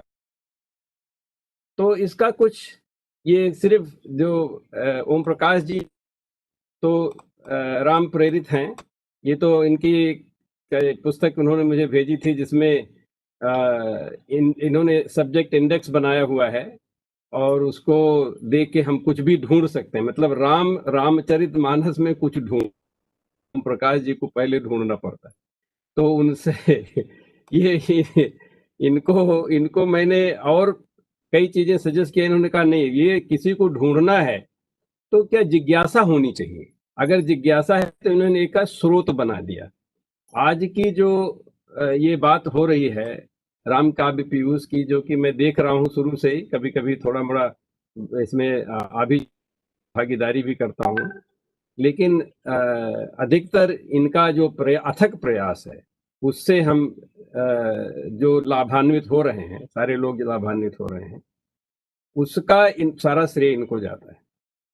तो इन्होंने बहुत सारी चीजें ऐसे किया हुआ है जिससे लोग जुड़ जाते हैं उसमें। तो नारी का जो ये रूप रहा है, ये तो एक तो आद्या के रूप में आती है। सारा संसार आदि जो है इसी से होता है। भारत की हमारे यहाँ की जो कॉस्मोलॉजी है उसके आधार पे यही हम कह सकते हैं कि नारी जो है वो आद्या के रूप में आती है। ये नारी जो है वो एक तो स्वयं ही बहुत सारी चीजों को प्रस्तुत करती है, लेकिन इस बारे में बहुत ज्यादा प्रस्तुतियां हैं। जैसे कि जयशंकर प्रसाद कहते हैं कामायनी में, नारी तुम केवल श्रद्धा हो, विश्वास रजत नग तल में, पीयूष स्रोत सी बहा करो जीवन के सुंदर समतल में। मेरी एक बुरी आदत है कि मैं कविताओं को जब देखता हूं तो कहीं पता नहीं गलत शब्द यूज कर लेता हूं। जैसे कि इन्होंने लिखा हुआ है, ये किसी ने मुझे इसको शुद्ध किया, मेरा संशोधन किया कि मैं इस कविता को कहता था नारी तुम केवल श्रद्धा हो, नभ पगतल में कहता था, क्योंकि मुझे ऐसा आभास हुआ कि जो वसुधा है वो तो नभ पग है। कभी कभी लोग इसकी आलोचना भी करते हैं कि वो पगतल में ही नारी को रखा भी तो पगतल में पैर, जैसे बोलते हैं ना, पैर की जूती बना के रखा। तो लेकिन अगर नभ पगतल है, नग पगतल में तो ये कहा जा सकता है, लेकिन अगर नभ पगतल है तो वसुधा हो गई ना। नभ का पगतल क्या है, वो तो वसुधा हुआ है। तो इस तरह से मुझे लगता है कि ये चीज जो है इनको प्रेरित की या हमको प्रेरित की, सारे लोगों को प्रेरित की। लेकिन दूसरी बात, एक तो नारी की बात है जो कि साहित्य में बहुत ज्यादा उसका संबल होता है। साहित्य वालों का भी एक अलग से संबल होता है। वो संबल, एक प्रोफेसर सुभाष काक हैं, आप कुछ लोग उनसे परिचित हुए होंगे। वो एक बार हमारे यहाँ यूनिवर्सिटी मैसाचुसेट्स में एक लेक्चर दे रहे थे। हैं तो वो एक कंप्यूटर के प्रोफेसर, लेकिन साहित्य में उनका बड़ा, खास करके भाषा में बहुत इंटरेस्ट, और भारत की जो परंपरा विदेशों में कैसे गई इस पर बड़ा उनका इंटरेस्ट है। तो उन्होंने ये बात बताई कि जो साहित्यकार होता है वो 40-50 साल अपने समय के आगे की बात करता है। और उसका न्यूरो साइंस, मैं विद्यार्थी हूँ साइंस का, इसलिए थोड़ा सा विज्ञान की बातें जरूर ले आता हूँ, समझ में आता है कि जो न्यूरो साइंस के हिसाब से जो हमारा दायां मस्तिष्क है वो साहित्य, राइट ब्रेन जो है वो, उसमें इंट्यूटिव फीलिंग्स आती हैं। और जो साहित्य और कला और संगीत के लोग होते हैं वो, उनका ये ज्यादा एक्टिव होता है। महिलाओं का ये स्वभावतः ही ज्यादा एक्टिव होता है पुरुषों से, ऐसा न्यूरो साइंस ने सिद्ध कर चुका है। तो इसमें वैसे तो इतना नहीं, इतने कवि ज्यादा होते, कवियत्रियां कम दिखाई पड़ी हैं, जो मुझे थोड़ा मोड़ा साहित्य का व्यक्ति नहीं हूँ। लेकिन और जैसे जो महाकाव्य लिखे गए हैं उसमें भी हमारे यहाँ वेद ऋचाएं भी नारियों ने लिखा है, ऋषिकाओं ने लिखा हुआ है, लेकिन उतने नहीं है। लेकिन आपके इस राम काव्य पीयूष में ऐसा है, तो इसका आसार कुछ और भी अच्छा है। मेरा ये कहने का मतलब है, इसका आसार जो हमको लगता है कुछ और है। इसमें दूसरी चीज मुझे जो, जैसे मैं, हो सकता है कि अगर समय रहेगा तो एक आध दो कविताओं के बारे में, मैंने कुछ कविताओं पे मार्क किया था कि ये ऐसी कविताएं हैं जो कि पढ़ने लायक हैं। हो सकता है ओम प्रकाश जी ने मुझसे ये कहा था कि ये संभव है कि मैं अगर 1-2-4 पैराग्राफ लिख दूं तो उसको सम्मिलित कर लेंगे इसमें। तो मैं उसमें ये अपनी बात लिख दूंगा कि मुझे किन कविताओं की क्या बातें अच्छी लगी। हो सकता है कि मैं उसमें ये भी कहूं कि इनके शब्दों में कुछ ये फर्क कर देते तो और भी अच्छा होता, जैसे कि मुझे अक्सर आभास होता है।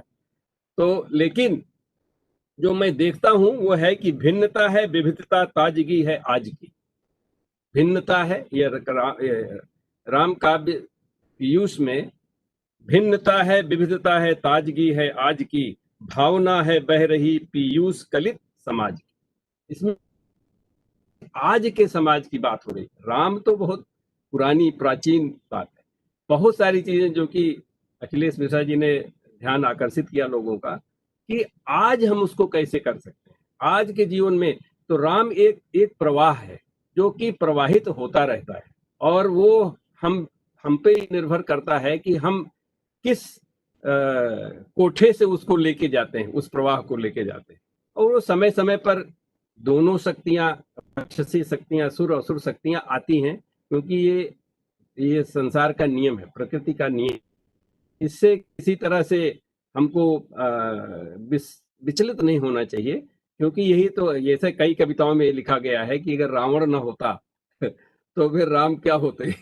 ये तो ऐसा होना ही था, ऐसा होना ही चाहिए था, ऐसा होते रहना, ऐसा हुई अभी भी हमको लगता है कि ऐसे होते रहना ही चाहिए। तो एक दो बातें उसमें जो मैं शायद उदाहरण के लिए शायद इतना समय नहीं होगा, फिर भी मैं ये रखना चाहता हूं।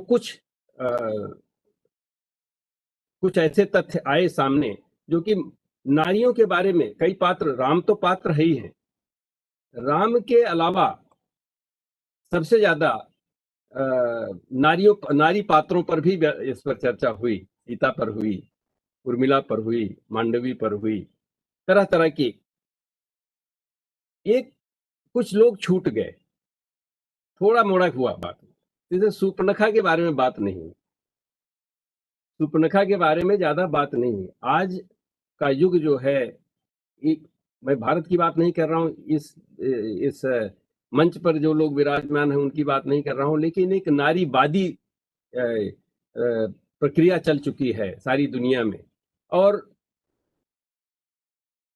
होती तो एक धारा दिखाई पड़ती, लेकिन उसकी कई धाराएं, उसमें 2 धाराएं मुख्य अब लग रही हैं मुझे, कि नारीवादी में भी एक सीता है, एक सूर्पनखा भी है। तो इसलिए उस पक्ष को नहीं रखा गया, क्योंकि सूर्पनखा सिर्फ जो हम जानते हैं रामचरितमानस में, वो तो यह है कि वो आई और राम पर मोहित, लेकिन उसके पहले उसका इतिहास क्या था? उसका इतिहास सीता से कम इतिहास नहीं था। वो भी स्वच्छंदवादी थी। सीता भी को भी मैं मानता हूं कि वो एक विद्रोह, विदेह तो थी, विदेह पुत्री तो थी, वो विद्रोह पुत्री भी थी। उन्होंने धनुष पिता के अवज्ञा से उठाया। पिता ने कहा था कोई इसको उठाएगा नहीं, लेकिन सीता जी ने उसको उठाया। पति की अवज्ञा करके, अवज्ञा तो नहीं कहेंगे, लेकिन पति को मना के वो वनवास भी गई, जबकि पति उनके कह रहे थे कि तुमको वहां जाने की आवश्यकता नहीं। इस तरह से सीता ने कई जगह पे जो रूढ़ियां थी उनको तोड़ा, उसी तरह से सूर्पनखा ने भी तोड़ा था, लेकिन उस पर चर्चा नहीं हुई है इसमें। हमको लगता है कि ऐसी चीजें हमको और सोचनी चाहिए, क्योंकि ये आधुनिक युग की मांग है। क्योंकि हमको, मैंने पता नहीं इस मंच पर शायद नहीं बोला, कहीं किसी और मंच पर बोला कि एक सु फेमिनिज्म है, एक सी फेमिनिज्म है। सु फेमिनिज्म सूर्पनखा वाला है, सी फेमिनिज्म सीता वाला है। तो जब हम दोनों को देखेंगे तभी पता लगेगा कि असली में हम किधर हैं। क्योंकि फेमिनिज्म तो अच्छा, जैसे कहा कि नारी से ही, महिला से ही सारा संसार आया है, लेकिन इसका ये मतलब नहीं उसके 2 रूप नहीं होते, उसके होते हैं, इसलिए उसके 3 रूप होते हैं, इसलिए उसको स्त्री कहते हैं। तो ये बात। दूसरी बात नारियों पर जो मैं कहना चाहता था कि स्तुतिकीर्ति की बात, या लक्ष्मण की बात, भरत की बात, राम की बात तो आई, कहीं कहीं पे शत्रुघ्न की बात नहीं आई। और उसी जब उसकी बात नहीं आई तो स्तुतिकीर्ति की भी बात नहीं आई। और इन दोनों की बात को समझना इन सब, मुझे लगता है इन सारे लोगों से महत्वपूर्ण है। क्यों? क्योंकि वो दोनों महल में रहते थे। भरत तो बाहर चले गए थे, मांडवी महल में रहती थी, उर्मिला महल में रहती थी, जो भी वो हरदम ध्यान में ही रहती थी। ऐसा लोग कहते हैं कि कुछ लोग ऐसे कहे हैं कि उर्मिला ने लक्ष्मण के का जो सोने का सुसुप्ता अवस्था को धारण कर लिया था, इसलिए कि लक्ष्मण के बदले वो सोती थी। इसका मतलब था कि पूरी तरह से निरस्त हो गया था उनके जीवन का जो भी कार्यक्रम होता था, क्रियाकलाप होते हैं। कहानी है कि सुतकीर्ति से कौशल्या ने पूछा कि शत्रुघ्न कहाँ है, उसकी दशा क्या है। सुतकीर्ति ने बोलती है कि वो शत्रुघ्न, मैं तो उनको देखी ही नहीं हूँ। बोली मैं तो 14 साल हुआ, मैंने उनको दर्शन ही नहीं किया। तो ऐसा लोग कहते हैं कई जगह पे, महल का सुख और वन का दुख। यहाँ पे महल में रह के महल का दुख सुतकीर्ति और शत्रुघ्न ने, चारों भाइयों ने इस तरह का व्यवहार अभूतपूर्व, कहानी में भी अभूतपूर्व। मुझे कई लोग ये कहते हैं कि कहानी है, सही बात है, ये तो कहानी, हम और आप तो वहां थे नहीं। हालांकि ये चीज प्रवाह करता है, लेकिन है ये कहानी ही। लेकिन अखिलेश मिश्र जी तो कई जगह पे डिप्लोमेट के रूप में जा चुके हैं, बहुत सारी चीजें जानते समझते हैं। आज तक मैंने कहानी में भी ये कहानी नहीं कि ऐसा हो। अभी इसका महत्व क्या है आज के युग में, मुझे लगता है कि हम सोचते कि इस दुनिया में एक साम्यवाद शब्द हिंदी का है, हो सकता है आप लोग ना पहचान पाए। साम्यवाद जो है कम्युनिज्म को बोलते हैं। एक बहुत बड़ी विचारधारा है जिसको बहुत सारे लोग किए हैं, करते रहते हैं, बातें करते रहते हैं। साम्यवाद मतलब सब लोग बराबर। अब इन चारों लोगों के, चारों पति और चारों पत्नियों के सोचिए, ये चारों लोग आए तो एक ही जगह, एक परिवार से ये पैदा हुई, एक परिवार में वो पले, दोनों लोग एक ही परिवार। लेकिन उनकी देखिए कि कोई पति पत्नी के साथ जंगल जा रहा, कोई उसका भाई बन के जा रहा, कोई घर में बैठ के उसके सारे दुखों को झेल रही उर्मिला, और कोई भरत जो है वहीं बगल में नंदीग्राम में जाके रह भी वहां पे दुखी है। सबकी एक, सबके व्यवहार एक ऐसे थे क्योंकि सब एक दूसरे से जुड़े थे। चारों भाई ने कष्ट भोगा बराबर बराबर, अपनी अपनी जगह रह के। इसको कहते हैं साम्यवाद। ये साम्यवाद की परिभाषा सारी दुनिया में घूम के लगा दीजिए, अगर कोई मान जाए तो उसको मैं मान लूं, नहीं तो राम राज्य की सबको पूजा करना शुरू कर देना चाहिए साम्यवाद के लिए। इस पर मैंने 2 लाइन लिखी हुई हैं। चारों भाई ने कष्ट सहे, चारों बहुएं ने किया त्याग। चारों भाई ने कष्ट सहे, चारों बहुएं ने किया त्याग, चारों दंपत संतानहीन, 14 बरस में दिखाया साम्यवाद। मतलब ये नहीं था कि ऐसे ही बात हो रही, 14 बरस तक चारों भाइयों के संतान नहीं हुए। उसके बाद मतलब ये होता है भाव, भाई का भाव ये होता है। भा का मतलब होता है भाव, ई का मतलब नजदीक, जो नजदीक हो, जिसके भाव अपने नजदीक हो, उसको कहते हैं भाई। और ये भाव है, मानता वो तो भाई थे ही, लेकिन बहुओं ने भी उसी तरह से व्यवहार किया। इसको कहते हैं पारिवारिक साम्यवाद, जो कि भारत की सभ्यता में संयुक्त परिवार में आज भी दिखाई पड़ता है, क्योंकि हम एक दूसरे के बच्चों को, एक दूसरे के परिवार को, रिश्तेदार को अपना मानते हैं। यहाँ तक कि भारत में तो ऐसी है कि पड़ोसी भी मानता है। हमारे यहाँ तो अगर हमारे घर गांव की बेटी किसी दूसरे के गांव में ब्याही है तो हम कहते हैं हमारे गांव की हमारी बेटी ब्याही है। पहले, अभी तो ये शायद समय बदल गया है, पहले ये था कि हम उसके यहाँ, उसके गांव में पानी नहीं पीते थे, क्योंकि बेटी के यहाँ से कुछ लेना नहीं चाहते तो गांव वाला भी उस गांव में पानी नहीं पिएगा। ये कहते हैं साम्यवाद। मैं ये आपको थोड़ा सा दर्शाना चाहता था। समय शायद मैंने काफी ले लिया है, 1-2 बातें और कहूंगा।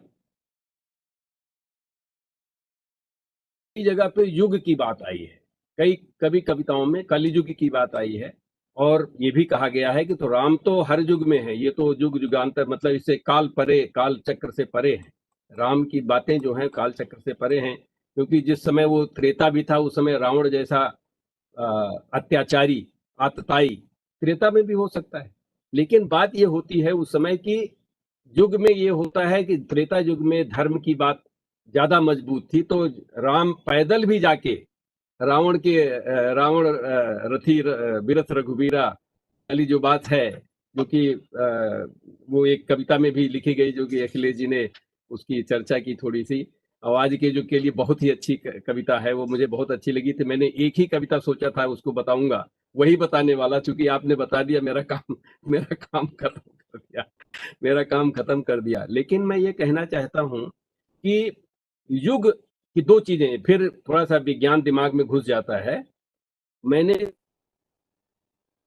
इस पर अन्वेषण किया और ये पाया कि ये भ्रम है कि कलयुग चल रहा है। अब मैं यहाँ पे ऑब्वियसली हम नहीं चाहते हैं कि सारी बातें बताएं, ये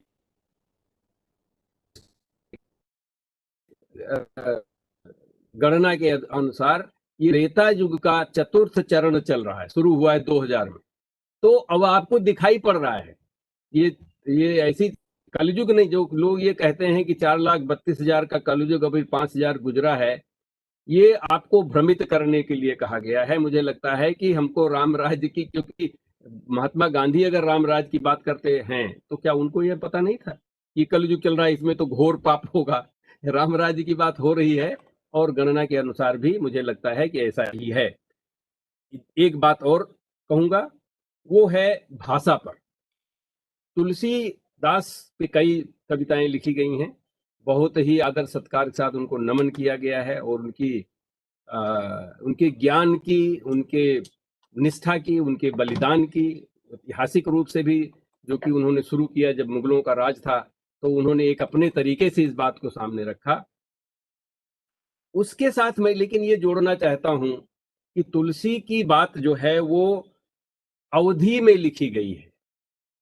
ये मेरा परिचय मैं थोड़ा सा शायद भूल गया कि मैं गांव का रहने वाला हूं और मेरा गांव अयोध्या के निकट है, 28 मील की दूर पर है, तो मैं वहां का रहने वाला हूं। मैंने देखा हुआ है कि अवधी भाषा अपनी भाषा, उसे एक आध बार मैं बोल भी चुका हूं उसमें, जबकि भाषा का ज्ञान ना होने से लोग उसके गलत फहमी के शिकार हो जाते हैं।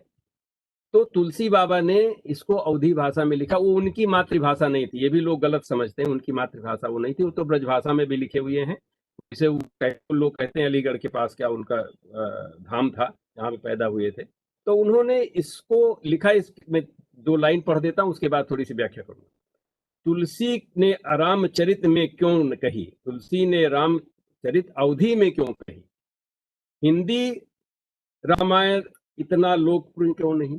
हिंदी रामायण भी है जिसके उसके ये हमने कई रामायण की बात हुई है, लेकिन लोकेश जी ने ये इसकी बात की, आरती लोकेश जी ने कई रामायण की बात की, लेकिन राधे श्याम रामायण की बात नहीं है उसमें, क्योंकि हिंदी में है।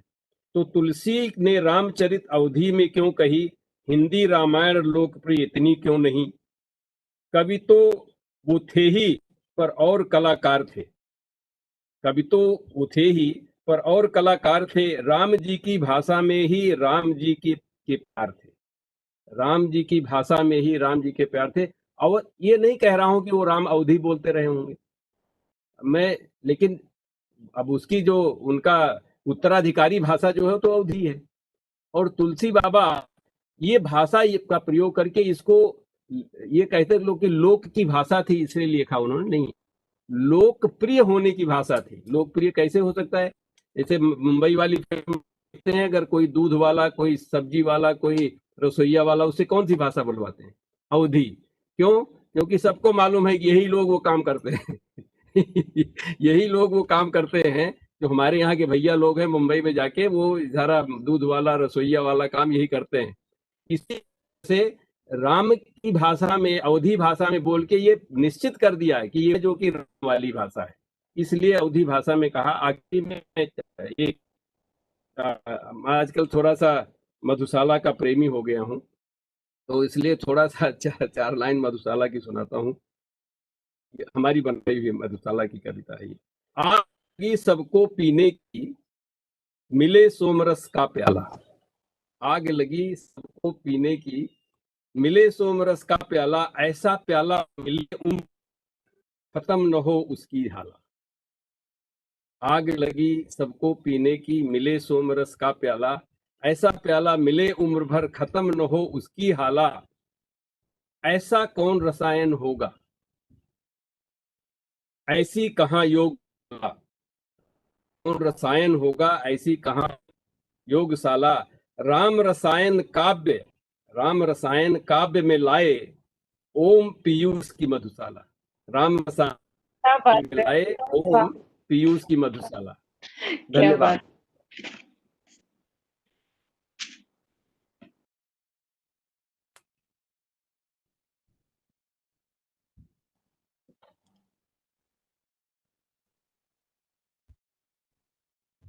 मैंने समाप्त कर दिया है। अगर आप लोग इंतजार चाहते हैं तो मैं और भी बोल सकता हूँ। मैंने अपनी बात समाप्त उसी मधुशाला पे कर दी। जैसी आपकी इच्छा सर। हम तो ज्ञान के सागर में से कुछ छींटे लेने के लिए बैठे ही हैं, जैसी आपकी इच्छा है। तो मेरी त्रुटि है कि मैं समझ नहीं पाई। मैं समय के आरती जी, मैं समय के निर्धारण के हिसाब से बहुत आभार करता हूं कि मुझे बहुत अच्छा लगता है समय के साथ ही सब लोग काम करते हैं। बाकी तो चर्चाएं राम हरि अनंत हरि कथा अनंता, कहाँ इसका तो कोई अंत है ही नहीं। कोई अंत नहीं। बिल्कुल सही कह रहे हैं सर आप। बहुत बहुत आभार आदरणीय श्री बलराम सिंह जी का, जिन्होंने बड़ी ही न्यायोचित समीक्षा हमारे सामने पुस्तक की प्रस्तुत की। कहीं कहीं जो हमें पुस्तक में कुछ और हम डाल सकते थे और हम नहीं डाल पाए हैं, उसकी ओर भी हमारी ध्यान दिलाया। और हम सभी संपादक मंडल में भी हम 8 लोगों में से 9 लोगों में से 5 महिलाएं हैं। तो सर आपने जो महिलाओं की प्रकाश डाला, सब गदगद हो गए और बहुत खुशी हुई हमें। और उसके पीछे का विज्ञान जो सर आपने हमें समझाया, शायद हमने कभी पहले ऐसा सुना नहीं था। नारी के रूपों के बारे में आपने बताया, हमें बहुत अच्छा लगा। ऐसा लग रहा है जैसे बिल्कुल ज्ञान चक्षु खुल गए। शूर्पणखा के बारे में आपने जो हमें बताया, ऐसा मैंने तो कभी नहीं सुना था। बाकी हो सकता है हमारी दीदियां और सर ये लोग बहुत ज्ञानी हैं, इन्हें शायद पता हो। और उर्मिला के बारे में भी आपने एकदम नई बात बताई। और मैं तो खुद ही कहती हूँ कि मैंने रामचरितमानस का कोई इतना गहन अध्ययन नहीं किया हुआ है, मैं उसके बारे में ज्यादा नहीं जानती हूँ। और श्रुत कीर्ति के बारे में भी आपने ध्यान दिलाया कि हाँ, वो उपेक्षित पात्र नहीं हैं और अभी भी उपेक्षित पात्र हैं। तो जैसा आपने बताया है सर, जरूर आने वाले समय में कुछ अन्य कवि कवयित्री जो है श्रुत कीर्ति के ऊपर भी लिखेंगे, और अन्य जो और भी अन्य उपेक्षित पात्र हैं, या जैसा आपने कहा है, तो अगर मस्तिष्क में कहीं ये बात आई है और आपके अब ये जैसे कि YouTube पर लाइव जा रहा है, तो लोगों को, श्रोताओं को और दर्शकों को पता चल रहा होगा, तो जरूर अपनी लेखनी उस बात के ऊपर लोग चलाएंगे, ऐसा मेरी आशा है।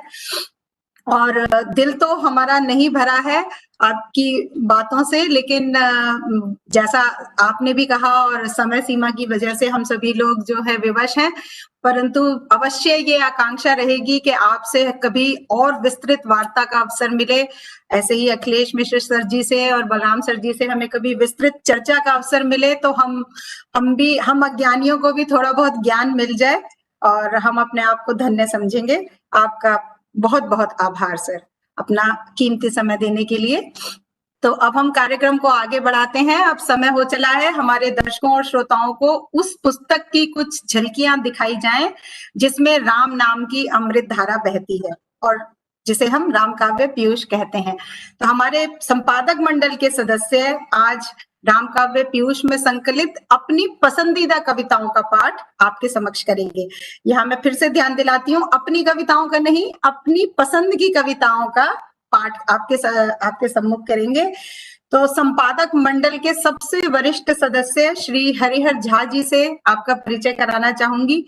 यद्यपि उनकी विशालता का परिचय कुछ शब्दों में समेटना संभव नहीं है, फिर भी भाभा एटॉमिक रिसर्च सेंटर की गरिमा बढ़ाने के बाद आदरणीय ने सीनियर आईटी ऑफिसर के पद पर वर्षों ऑस्ट्रेलिया के मौसम विभाग की सेवा की है और पिछले 30 वर्षों में ऑस्ट्रेलिया में रहकर अनवरत साहित्य सृजन में लीन रहे, साहित्य सृजन करते रहे। और आदरणीय की कई कविताओं के 3 संकलन प्रकाशित हैं जिसमें बहुत सारी ज्ञानवर्धक कविताएं हैं। आदरणीय को श्रेष्ठ व्यंग्यकार के सम्मान से भी नवाजा गया है और सर को इतने अवार्ड्स मिले हैं कि अगर मैं उनका उल्लेख करने बैठी तो संध्या की बीत जाने की संभावना है। तो आदरणीय हरिहर जी की कविता, मैं उनके कुछ शब्दों को कहने की धृष्टता कर रही हूँ कि आदरणीय हरिहर जी की एक कविता है शोक में डूबा अशोक, जो मुझे बहुत पसंद है। उसमें सर कहते हैं कि दर्शन मिले हूँ धन्य मैं जगत जननी के बहाने। ये अशोक वृक्ष के विचार हैं कि दर्शन मिले हूँ धन्य मैं जगत जननी के बहाने, प्राण रव यदि शेष रहे मिले राम दर्शन राम जाने। तो इतनी राममय और भक्तिमय पंक्तियों के रचयिता श्री हरिहर, आदरणीय श्री हरिहर जी को मैं सादर आमंत्रित करती हूँ और आग्रह करती हूँ कि वे राम काव्य पीयूष के पुष्प गुच्छ में से एक पुष्प के दर्शन हमें अवश्य कराएं। स्वागत है सर। सर आप म्यूट पर हैं, सर आप अनम्यूट कर लीजिए।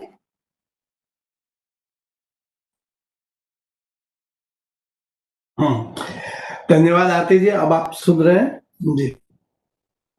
तो अखिलेश जी, बलराम जी, हम सभी मित्रों, हम इसी तरह से इसमें से मैं एक कविता मैंने ढूंढी है और उस कविता का शीर्षक है कहाँ ढूंढे कहाँ ढूंढे, और इसकी कवित्री है मधु चतुर्वेदी जो लखनऊ में रहती है, भारत में।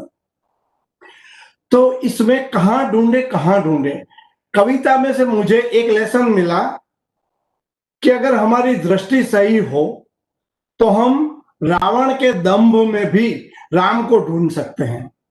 हम कहाँ ढूंढे राम को?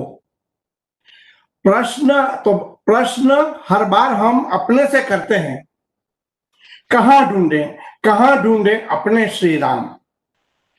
मंथरा की कुमंत्रणा में ढूंढे कि केकई के दाह में ढूंढे,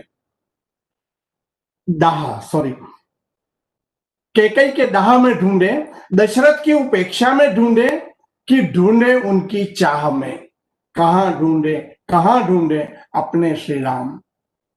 भरत लक्ष्मण की भातृवृत्ति कि शत्रुघ्न के प्यार में, या ढूंढे श्री राम भक्त हनुमान में। कहाँ ढूंढे अपने श्री राम।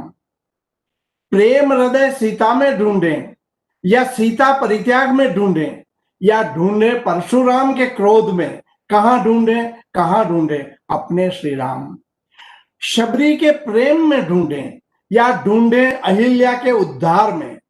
बाली विभीषण के न्याय में ढूंढे, या वशिष्ठ विश्वामित्र के विश्वास में। कहाँ ढूंढे अपने श्री राम। रावण के विध्वंस अहंकार में, या मंदोदरी तारा के समर्पण में, या ढूंढे शूर्पणखा की कामरति की चाह में। कहाँ ढूंढे अपने श्री राम। तो ये है इनकी कविता। और इसी सारांश में मैं अपनी 2 पंक्तियां केवल सुनाऊंगा। पगडंडी के पद चिन्ह पर भी क्षितिज देखा हर जगह, पगलाई आंखें ढूंढती हैं राम अपना हर जगह। धन्यवाद। बहुत बहुत आभार सर आपका। और बिल्कुल आपने सही कहा कि पगलाई आंखें ढूंढती हैं राम को हर जगह, क्योंकि राम को ढूंढना पा जाना इतना सरल भी नहीं है। और जैसा कि हम सभी जानते हैं अपने बहुत सारे दुर्गुणों को और बुराइयों को हमें छोड़ना पड़ता है, तब हमें राम मिलते हैं। बिल्कुल सही आपने कहा। आपने इतनी अच्छी कविता चुनकर हमें सुनाई, सर का बहुत बहुत आभार। अब कोल्डफील्ड यूके में उपस्थित हैं हमारे संपादक मंडल की वरिष्ठ सदस्य, हमारी समृद्ध संस्कृति की धरोहर वाराणसी की जड़ों से जुड़ी हुई श्रीमती शैल अग्रवाल जी।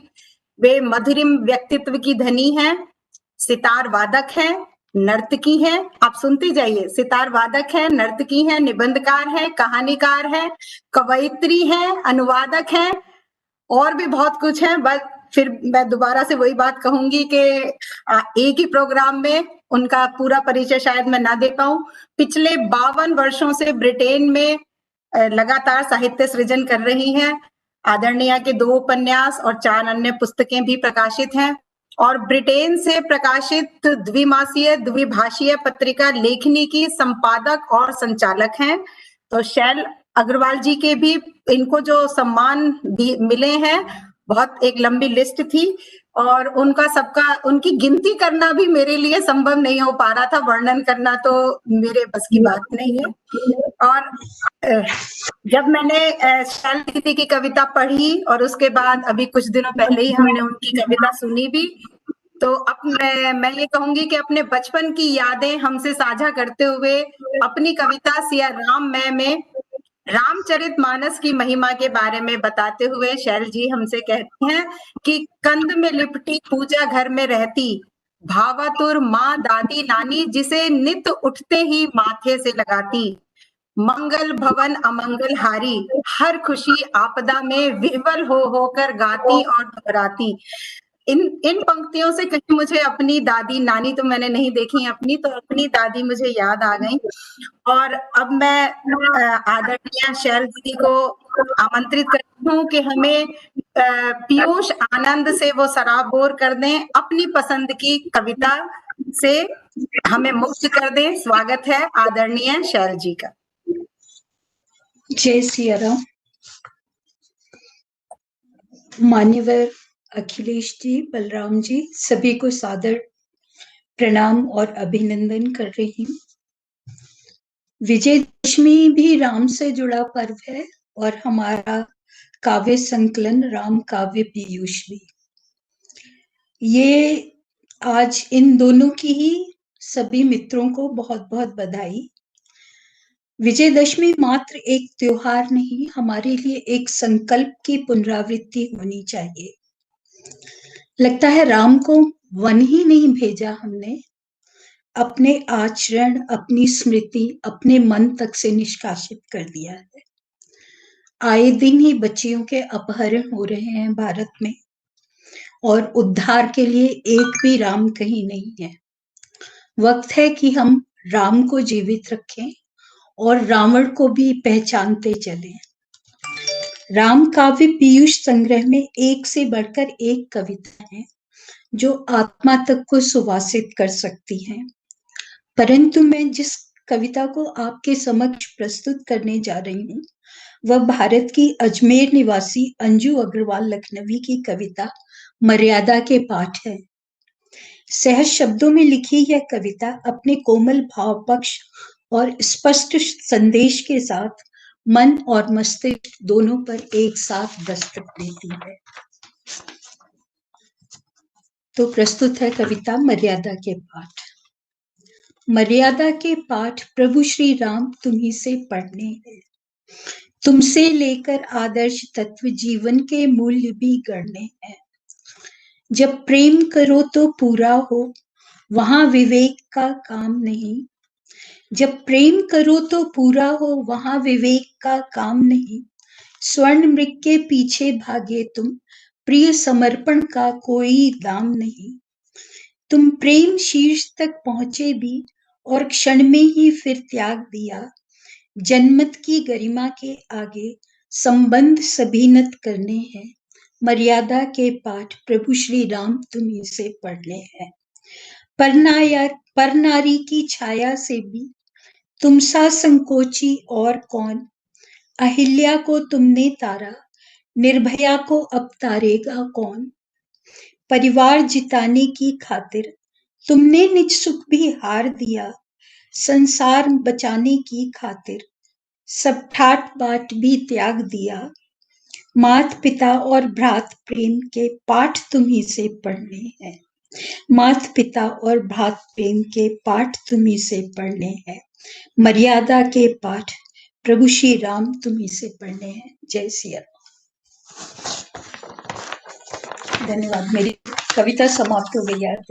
बहुत बहुत आभार शैल दीदी, आपने बड़ी ही प्यारी कविता चुनी कविता पाठ के लिए, और ये बिल्कुल आज प्रासंगिक है और बिल्कुल आज के समय का प्रश्न भी है और आज के समय की सीख भी है। मर्यादा के पाठ हमें पढ़ने की बिल्कुल आवश्यकता है। और अब मैं आगे चलती हूँ। संपादक मंडल की हमारी अगली सदस्य जानी मानी कवयित्री शार्दुला नोगजा जी के सौम्य मुखमंडल पर कितनी ही कविताएं कही जा सकती हैं, मैं बिल्कुल गारंटी ले सकती हूँ इसकी, और कहीं भी गई होंगी। और पेशे से इंजीनियर, तेल गैस कंसल्टेंट और हृदय एक कवित्री का क्या अद्भुत संगम है। और 15 सालों से शैलजा दीदी सिंगापुर में बसी हुई हैं और कविताई नामक एक संस्था चलाती हैं। उनकी कविता पाठ का अंदाज ही निराला है। जैसा ओम सर ने भी बताया, मैं राम मंथन से जुड़ी हुई एक नई सदस्य हूँ, तो मेरा हरिहर सर, शैल दीदी, शैलजा दीदी, इन सब से मेरा कुछ ही समय का परिचय है, लेकिन बहुत आत्मीय संबंध मेरा सबसे बन गया है। और दीदी की, शार्दुला दीदी की कविता का अंदाज बिल्कुल, पढ़ने का अंदाज बिल्कुल ऐसा है, सीधा दिल से और दिल तक पहुंचता है। और शार्दुला दीदी अपनी कविता राम तुम जलधार में कहती हैं, ए राम तुम जलधार जिसमें सजे मोती बूंद बन बन, दिव्य सीता गुण सुशोभित चांदनी सी खिली वन वन, एक तृण उपकार का फल जीव को तारण तरण दे, तुम सदैव हो मुस्कुराए प्रश्न हमने किए तन तन। तो वो कहती हैं कि हमने अकड़ अकड़ कर प्रश्न किए, लेकिन प्रभु तुम हमेशा मुस्कुराते रहे। और मुझे तो कविता पाठ करना इतना अच्छा आता नहीं है, जब शार्दुला दीदी करती हैं तो उसकी बात ही कुछ और होती है। तो मुझे क्षमा करें, मैंने कुछ उच्चारण की अशुद्धि की हो और भाव ठीक से संप्रेषित ना हुआ हो। और उन्होंने अपनी इस कविता में राम के चरित्र की सबसे खूबसूरत विशेषता मृदुता पर प्रकाश डाला है। और वे हजारों बार रामचरितमानस पढ़ चुकी हैं। सुंदरकांड तो उन्हें जबानी कंठस्थ है। मैं हैरान हो गई जब मुझे इस बात का पता चला। तो सुनते हैं शार्दुला जी को कि वे कौन सा रत्न हमारे पीयूष से निकाल कर लाई हैं। तो स्वागत है बेहद लोकप्रिय कवयित्री शार्दुला जी का। आइए दीदी। बहुत बहुत शुक्रिया। सबसे पहले तो इस स्वप्न के रचयिता, इस स्वप्न को देखने वाले ओम अग्रवाल जी का मैं बहुत बहुत हार्दिक अभिनंदन करती हूँ।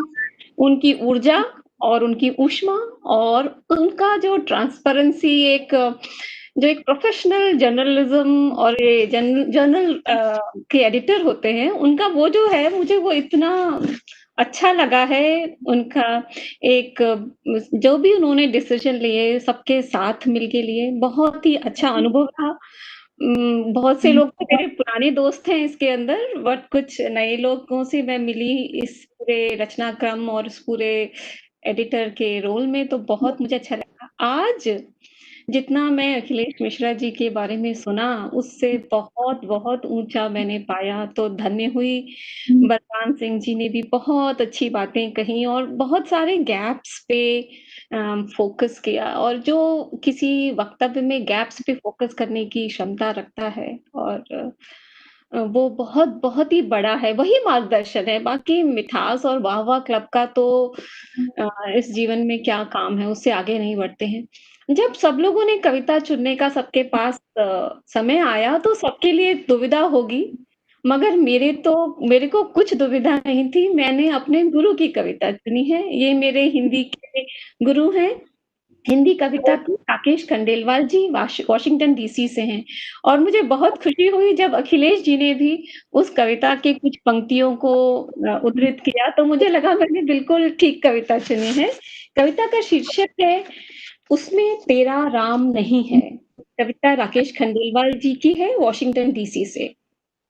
अरे उपासक रोली चंदन लेकर जिसको सजा रहा है, अरे उपासक रोली चंदन लेकर जिसको सजा रहा है, प्रतिमा एक सुशिल्पित है, पर उसमें तेरा राम नहीं है।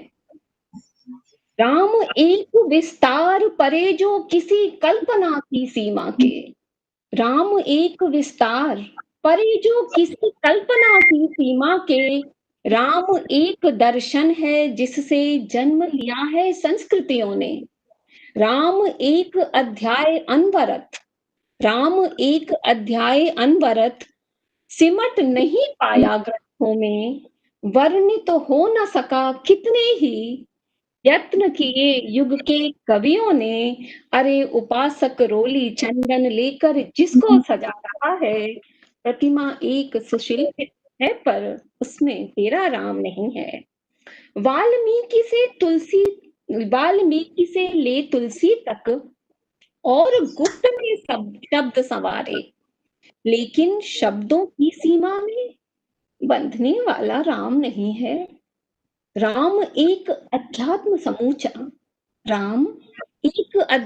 समूचा आदि रहित है, अंत रहित। पुष्प वाटिका के प्रांगण में रूप प्रेम में डूबा लेखन, राम गूढ़ता है अवगुंठित। राम गूढ़ता है अवगुंठित। राम एक अनुभूति सहज ही गूढ़ है, अवगुंठित है, प्रेम में डूबा हुआ है और सहज अनुभूति भी है। कितनी सुंदर है। राम गूढ़ता है अवगुंठित, राम एक अनुभूति सहज ही। राम भेजता वन महिषी को, मौन हृदय का अंतर्वेदन। प्रतिमा एक सुशिल्पित है पर उसमें तेरा राम नहीं है। तुझ में राम, राम में तू है। तुझ में राम, राम में तू है। उसका इंगित तेरा उपक्रम। ओम जी जो कह रहे थे कि ये राम जी ने ही करवाया है। राम, तुझ में राम, राम में तू है। उसका इंगित तेरा उपक्रम। कोई क्रिया नहीं उत्प्रेरक, जिसके होते राम नहीं है। जीवन की पहली धड़कन से सांसों की गति के अंतिम पल, जीवन की पहली धड़कन से सांसों की गति के अंतिम पल, समय सिंधु की लहर लहर पर अंकित है। बस धाम एक ही हर बोली में। अभी इतनी सुंदर बात हुई अवधी और हिंदी की। हर बोली में, हर भाषा में जन जन के मन का संबोधन कंठ स्वरों में मुखरित होता आया है। बस राम एक ही करे प्रतिष्ठित मर्यादाएं। कौन है राम? और निर्भया का राम कौन बनेगा? क्या राम वापस आएंगे? तो करे प्रतिष्ठित मर्यादाएं, कर्म वीर जो वचनबद्ध हो। करे प्रतिष्ठित मर्यादाएं, कर्म वीर जो वचनबद्ध हो। हर एक युग में प्रतिमानों से सज्जित होते राम वही हैं। अरे उपासक रोली चंदन लेकर जिसको सजा रहा है, प्रतिमा एक सुशिल्पित है पर उसमें तेरा राम नहीं है। बहुत बहुत धन्यवाद। बहुत बहुत आभार आपका शार्दुला दीदी। बहुत ही प्रेरक और बिल्कुल ज्ञान से भरी हुई आपने कविता सुनाई और आपने अपने गुरु को नमन किया इस कविता के द्वारा। ये भी एक बहुत ही सराहना का विषय है और कविता में एक एक शब्द जो है वो ग्रहण करने योग्य है ना, उसको हमें आत्मसात करने की जरूरत है। तो आपका बहुत बहुत आभार। और अभी हमारे संपादक मंडल में से, जैसा मैंने पहले भी बताया और सर ने भी बताया, अलका प्रमोद जी और विनीता मिश्रा जी, ये दोनों दीदियां हमारी आज अनुपस्थित हैं, तो हम उनका कविता पाठ नहीं सुन पा रहे हैं। और जो अगर वो हमारा कार्यक्रम देख पा रही हो तो हम उन्हें बता दें कि हम उन्हें बहुत मिस कर रहे हैं। और कार्यक्रम अब लगभग अपने चरम बिंदु तक पहुंच गया है। और तो अब मैं डॉक्टर ओम प्रकाश गुप्ता जी को सादर आमंत्रित करती हूँ कि वे कार्यक्रम के अंत में 2 शब्द कहकर हमें धन्य करें। आइए सर, स्वागत है आपका। धन्यवाद आरती जी। आज कई नई बातें हो गई और बलराम जी ने हमें पकड़ लिया कि इसमें वो स्टैटिस्टिक्स नहीं दिया। तो बलराम जी, इस विषय में हमारी आरती से बात हुई थी। आरती जी ने हमने पहले कहा था कि आपने ये स्टैटिस्टिक्स नहीं दिया। मैंने कहा तो आप ही गिनी है इनको। तो उन्होंने कहा और ऐसा हमें लगा कि कुछ 60-40 का रेशियो था और कुछ में पता नहीं लग पा रहा ये पुरुष है या नारी है। अब वो तो हम पूछने आएंगे तो बड़ी दिक्कत हो जाएगी। बट आप देखिए स्टेटिस्टिक्स में जो संपादक मंडल में 7 लोग हैं, 7 में 6 नारियां हैं। तो आप हमें कोई दोष नहीं लगा सकते बलराम जी। और दो लोग हैं जैसे शिव प्रकाश जी और मैं, हम तो फालतू हैं, तो हमारे तो कोई गणना इसमें होती नहीं है। तो एक मैंने दोष नहीं लगाया, मैंने तो आपकी सराहना नहीं नहीं, मजा। और संपादक हमारे हरिहर जी हमारा नेतृत्व कर रहे हैं, तो पर आपकी बात बिल्कुल सही है। इस बीच में निर्भया की भी कई बातें आ गई, तो बड़ा इंटरेस्टिंग है। और एक कविता कुछ सालों एक्चुअली निर्भया कांड हुआ था, उसके कुछ दिनों बाद ही हम लोगों ने Indian institute of management Bangalore में एक कॉन्फ्रेंस की मैनेजमेंट की हमारी। तो जिस दिन उसका होने वाले जिसकी पिछली रात मैं पूरी रात नहीं सो पाया, इसी उस निर्भया कांड के बारे में सोचते सोचते, और उसी रात इस कविता की रचना हुई थी।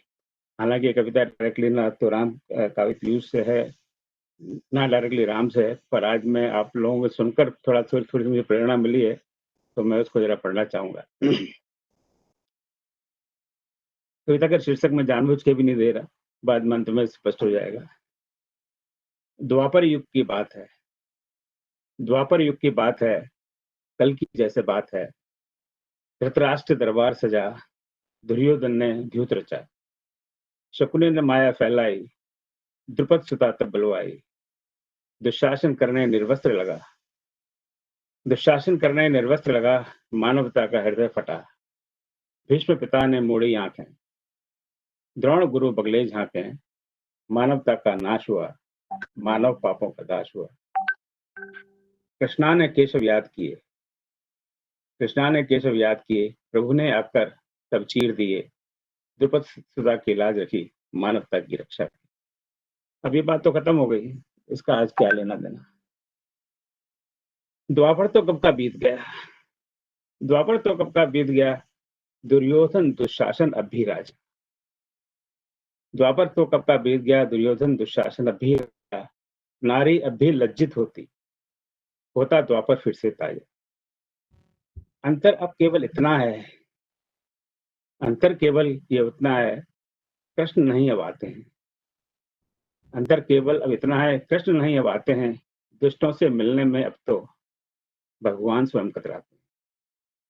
दुष्टों से मिलने में अब तो भगवान से हम कतराते हैं।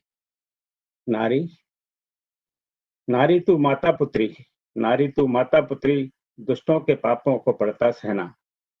नारी तू माता पुत्री, दुष्टों के पापों को पड़ता सहना। पुरुष वर्ग धृतराष्ट्र हुआ, पुरुष वर्ग धृतराष्ट्र हुआ। रक्षा कौन करे तेरी बहना। अपनी रक्षा तुम स्वयं करो, अपनी रक्षा तुम स्वयं करो। माँ दुर्गा का रूप धरो, लो खड़ग हाथ में तुम अपने दुष्टों का संहार करो। अपनी रक्षा तुम स्वयं करो, माँ दुर्गा का रूप धरो, लो खड़ग हाथ में तुम अपने दुष्टों का संहार करो। दुष्ट दृष्टि जो भी डाले, दुष्ट दृष्टि जो भी डाले, दृष्टिहीन कर दो उसको। दुष्ट दृष्टि जो भी डाले, दृष्टिहीन कर दो उसको। अपशब्द यदि कोई बोले, गिराहीन कर दो उसको। हाथों से पापी स्पर्श करे, भुजाहीन कर दो उसको। नारी तू बनकर चंडी, पुरुषोत्तहीन कर दो उसको। तेरे भीतर है शक्ति अपार, तेरे भीतर है शक्ति अपार। आह्वान करो उसका बहना, युग युग से अत्याचार सहे, अब और नहीं तुझको सहना।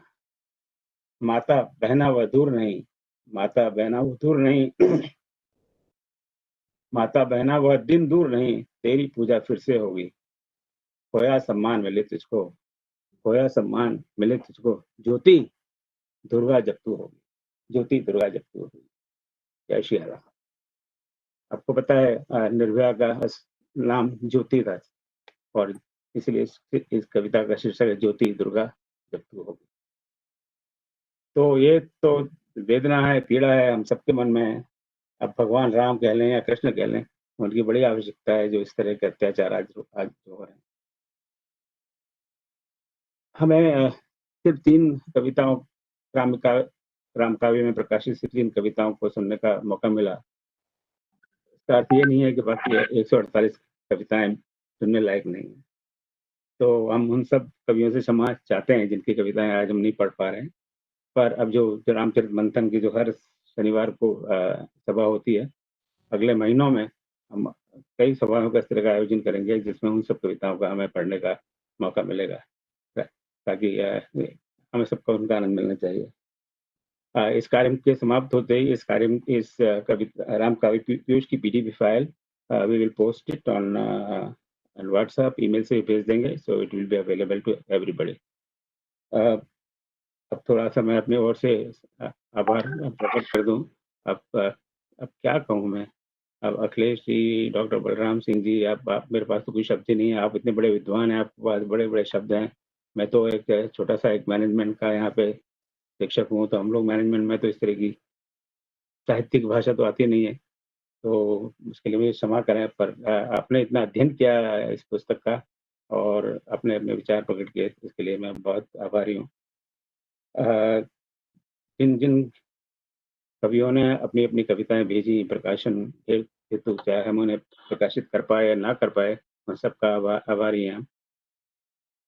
जिनका हम ना कर पाए उनसे हम क्षमा चाहते हैं कि आपकी कविताओं को हम इस पुस्तक में स्थान नहीं दे पाए। तो इसका मतलब ये नहीं कि आप कविता ना लिखें, आप लिखें, आगे बढ़ें, और फिर दोबारा राम जी ने चाहा तो ऐसा मौका फिर मिलेगा। और मैं संपादक मंडल के लिए क्या कहूँ, अब तो मुझे भी लगता है आपको मैं धन्यवाद बोलूंगा तो मुझे लगता है मैं अपने आप को धन्यवाद बोल रहा हूँ।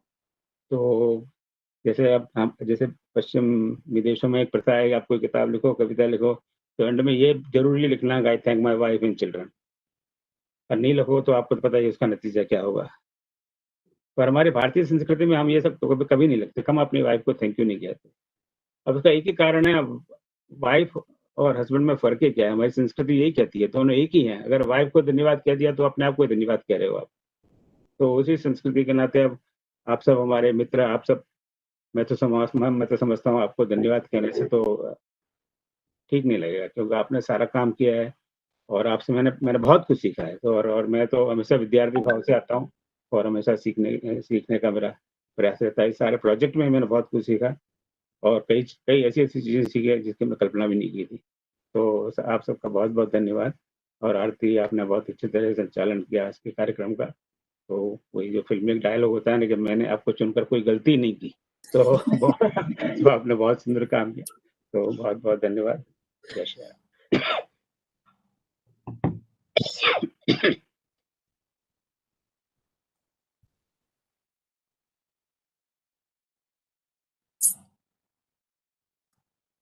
सर, मैं भी धन्यवाद ज्ञापन कर दूं थोड़ा सा?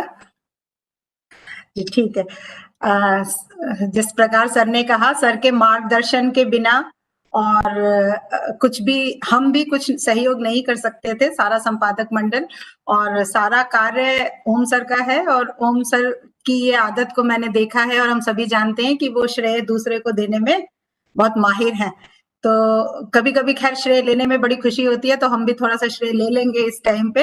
और आपके कार्य की सराहना करने के लिए शब्द नहीं है मेरे पास।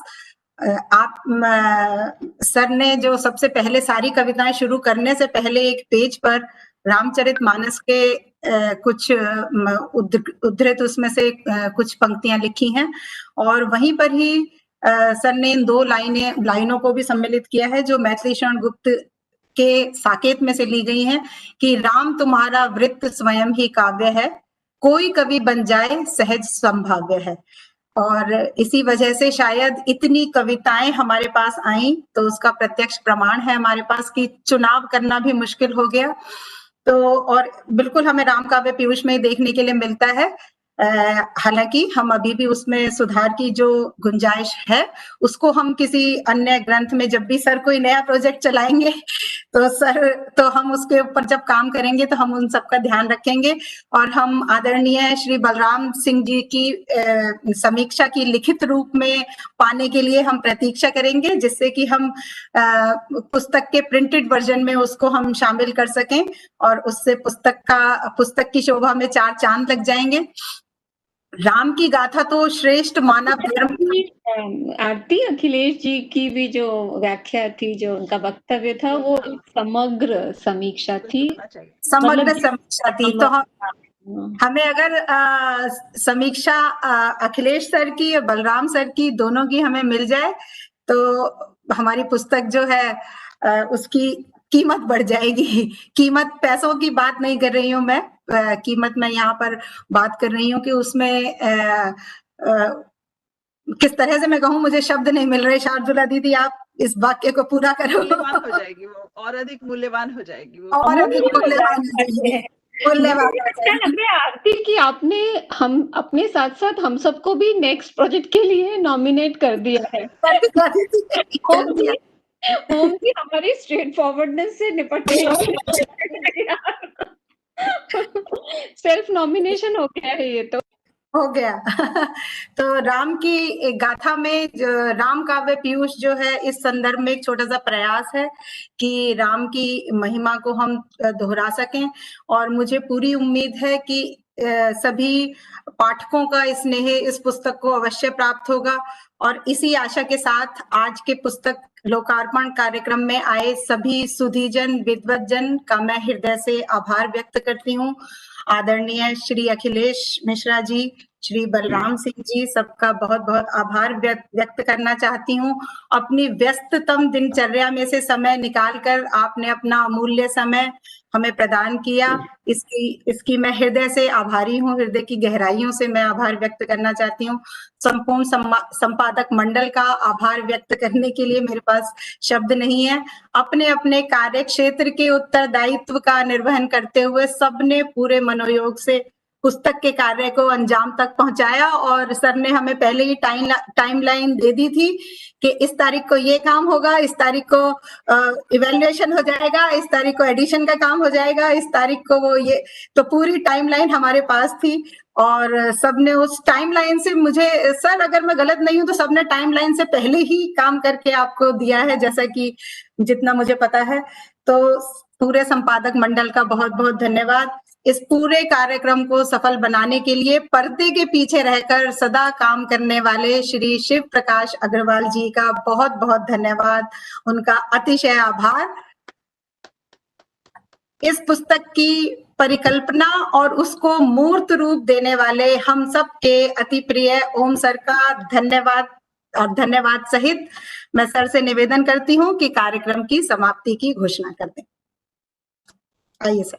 ओम सर्वेषां स्वस्तिर्भवतु, सर्वेषां शान्तिर्भवतु, सर्वेषां पूर्णं भवतु, सर्वेषां मङ्गलं भवतु, सर्वे भवन्ति सुखिनः, सर्वे सन्तु निरामयाः, सर्वे भद्राणि पश्यन्तु, मा कश्चित् दुःखभाग् भवेत्। ॐ असतो मा सद्गमय, तमसो मा ज्योतिर्गमय, मृत्योर्मामृतगमय।